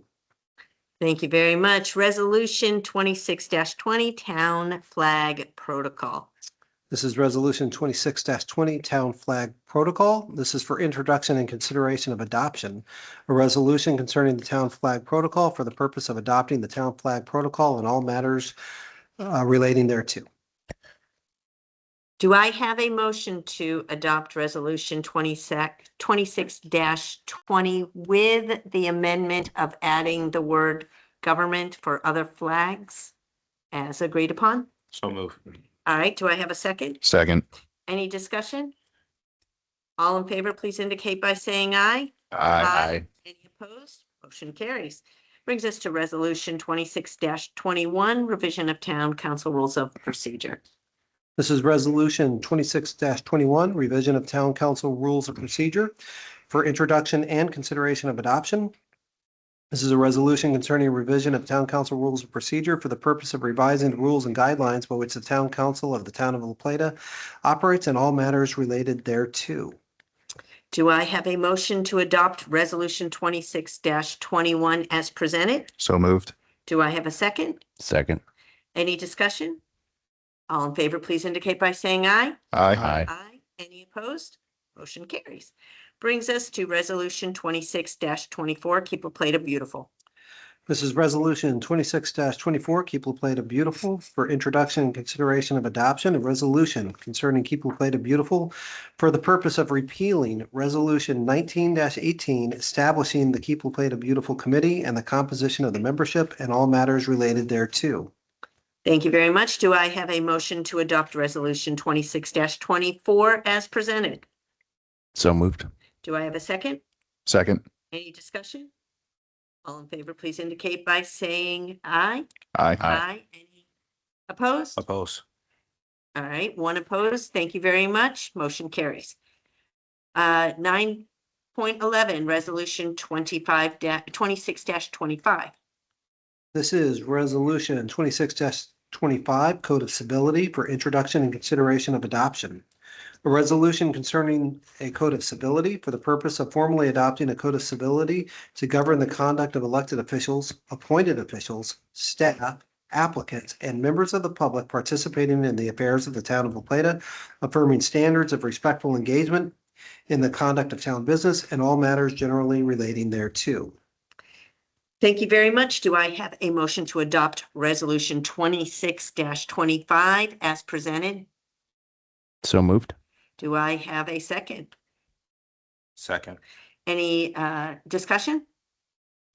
All in favor, please indicate by saying aye. Any opposed? Motion carries. Brings us to Resolution 26-26. All right, this is Resolution 26-26, the Law Enforcement Officers Pension System Pickup for introduction and consideration of adoption.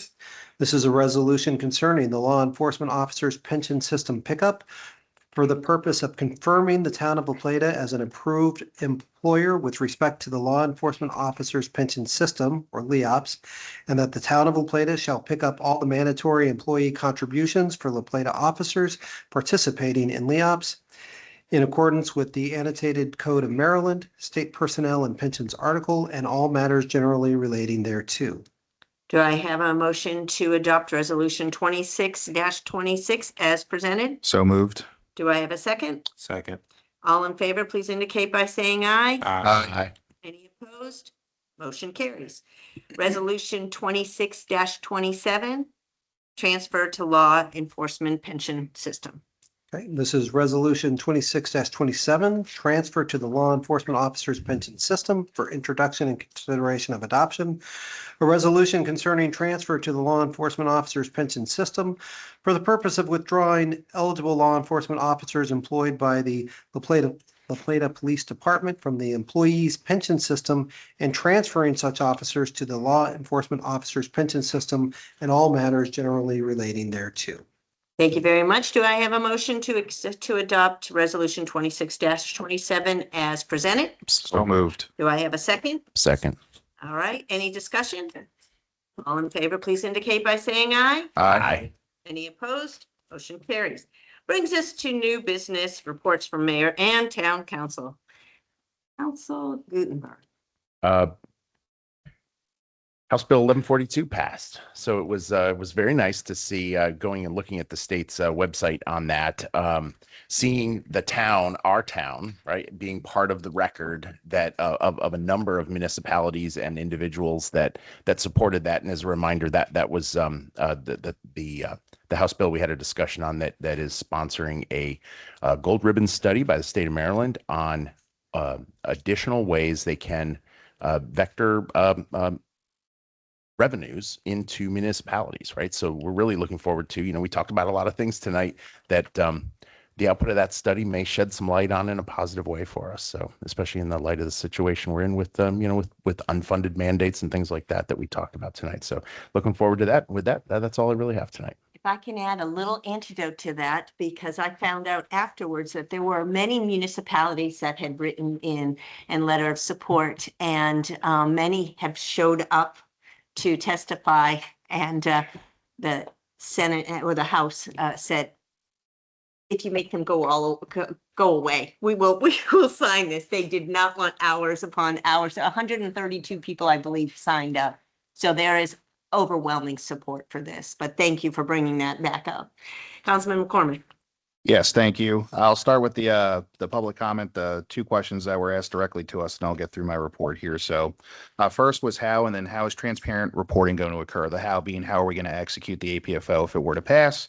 And then how are we going to transparently report that? So I think one of the things that maybe got lost in the discussion that was brought up at the introduction during the first comments made by Councilman Gutenberg was there's going to be an increase in data, right? One of the really good things about this APFO is it's going to give the council here more information and the public or the planning commission more information and our staff more information. As that information is presented to us, I would argue we have a duty then to give that information to the public. So the answer to that question is I will certainly commit to doing the best I can to get that information out to you. And I hope that answers that question. So first, La Plata Day was this weekend. So really great to go there. And thank you to the staff for everything you guys did. There was great partnership with, America 250 and Maryland 250 and having the revolutionary folks again fight off the British and beat them. I know the King just made a bunch of comments at Congress today, but the folks here in La Plata made sure he didn't come here, so that was great to see. The autism event occurred on Sunday as well. Really nice turnout there. A couple of great cars despite the questionable weather. So really glad to see those folks come through and support a great cause again. Something to make aware here from a councilman report to you, Mr. Stevens, is it's my understanding the Kings Grant HOA may be having a leadership change or a leadership change vote coming up. I know that you're doing a lot of works behind the scenes right now with the current leadership. I have no idea if she's running for re-election or anything like that, but just something we need to keep on our radar if there's a change there, just to give that information back over to them. I don't want to start from, the beginning of the hard work that you've been doing there. So something just to keep on your radar. And the final thing for the public is that there's a county commissioner meeting tomorrow that I believe, Mr. Stevens, you are virtually presenting at, correct? And again, it's important because it deals with some of the offsetting costs being in a incorporated town when you're also in a county. So I think it'll be a great conversation. I know that we asked a lot of direct questions during the special meeting maybe 2 weeks ago on, and I think a lot of those questions may come back up, and it'll be good for the public to get an opportunity to listen to that. So looking forward to seeing your presentation there and how you represent the town. With that, thank you, Madam Mayor. Just one comment. 24 years ago on April 28th, the devastating tornado passed through the town of La Plata. And I know we had one staff member that was on staff then who helped with the vision, coordination, and rebuilding of the La Plata that we know today. At that time, it was the third most devastating tornado, I think, in the country, or maybe the state, but it definitely was the third tornado in the state. We have two authors in town that wrote some books reflecting on the history of that tornado and how our community came together. And last night and this morning, I had the opportunity to look at some pictures, and it is very fascinating with the rebuild of La Plata. So 24 years ago today. Thank you for that. Yeah, we all remember that. At least I remember that. If you were here, you cannot forget that. So we do. And that's when in 2012, we officially changed the name of our festival that we just had this weekend from La Plata Days to Celebrate La Plata, because it brought together, it really commemorated how our community came together that day of the tornado. And I have said this publicly before, and it's worth saying again, our mayor, great Mayor Ekman, he had made so many contacts throughout the state. And that's the one thing that he told me when I became mayor in 2017. He said, reach out and reach far. And he had so many contacts throughout the state that when they were coming in to render aid while we had this devastating tornado, he actually had to say, stop. We have enough. Thank you very much. And that was just a testament to how strong of a mayor he was. So we think of him as a strong leader during that time and how our town came together. So I did attend Celebrate La Plata this weekend, and it was neat to talk stories and see the people coming out and enjoying the festivities that were put on. I have to thank Kelly and Michelle for entertaining those second graders from Grace Lutheran and telling them a little bit about municipal government. I'm sorry I wasn't there. I was at the Southern Municipal Conference out in Kentucky, where I learned so much about all of the other states that are having difficulties with revenue. And there is another state that is going through, they just commissioned a revenue bill so that they can go through and look at other ways for their municipality to find revenue without raising taxes. I attended the National League City Small Cities Council meeting. I sit on their board as well. Their quarterly Charles County Economic Development Department had their quarterly business roundtable that I was able to attend on that. As mentioned, tomorrow is meet and confer with Charles County Commissioners. And then on Friday, I also sit on the Maryland Municipal League's board of directors. So we have a meeting that we will be out on the Eastern Shore for the day. So quite a lot of traveling, but well worth that. And with that said, I move to adjourn this meeting at 9:56 p.m. Thank you all for coming.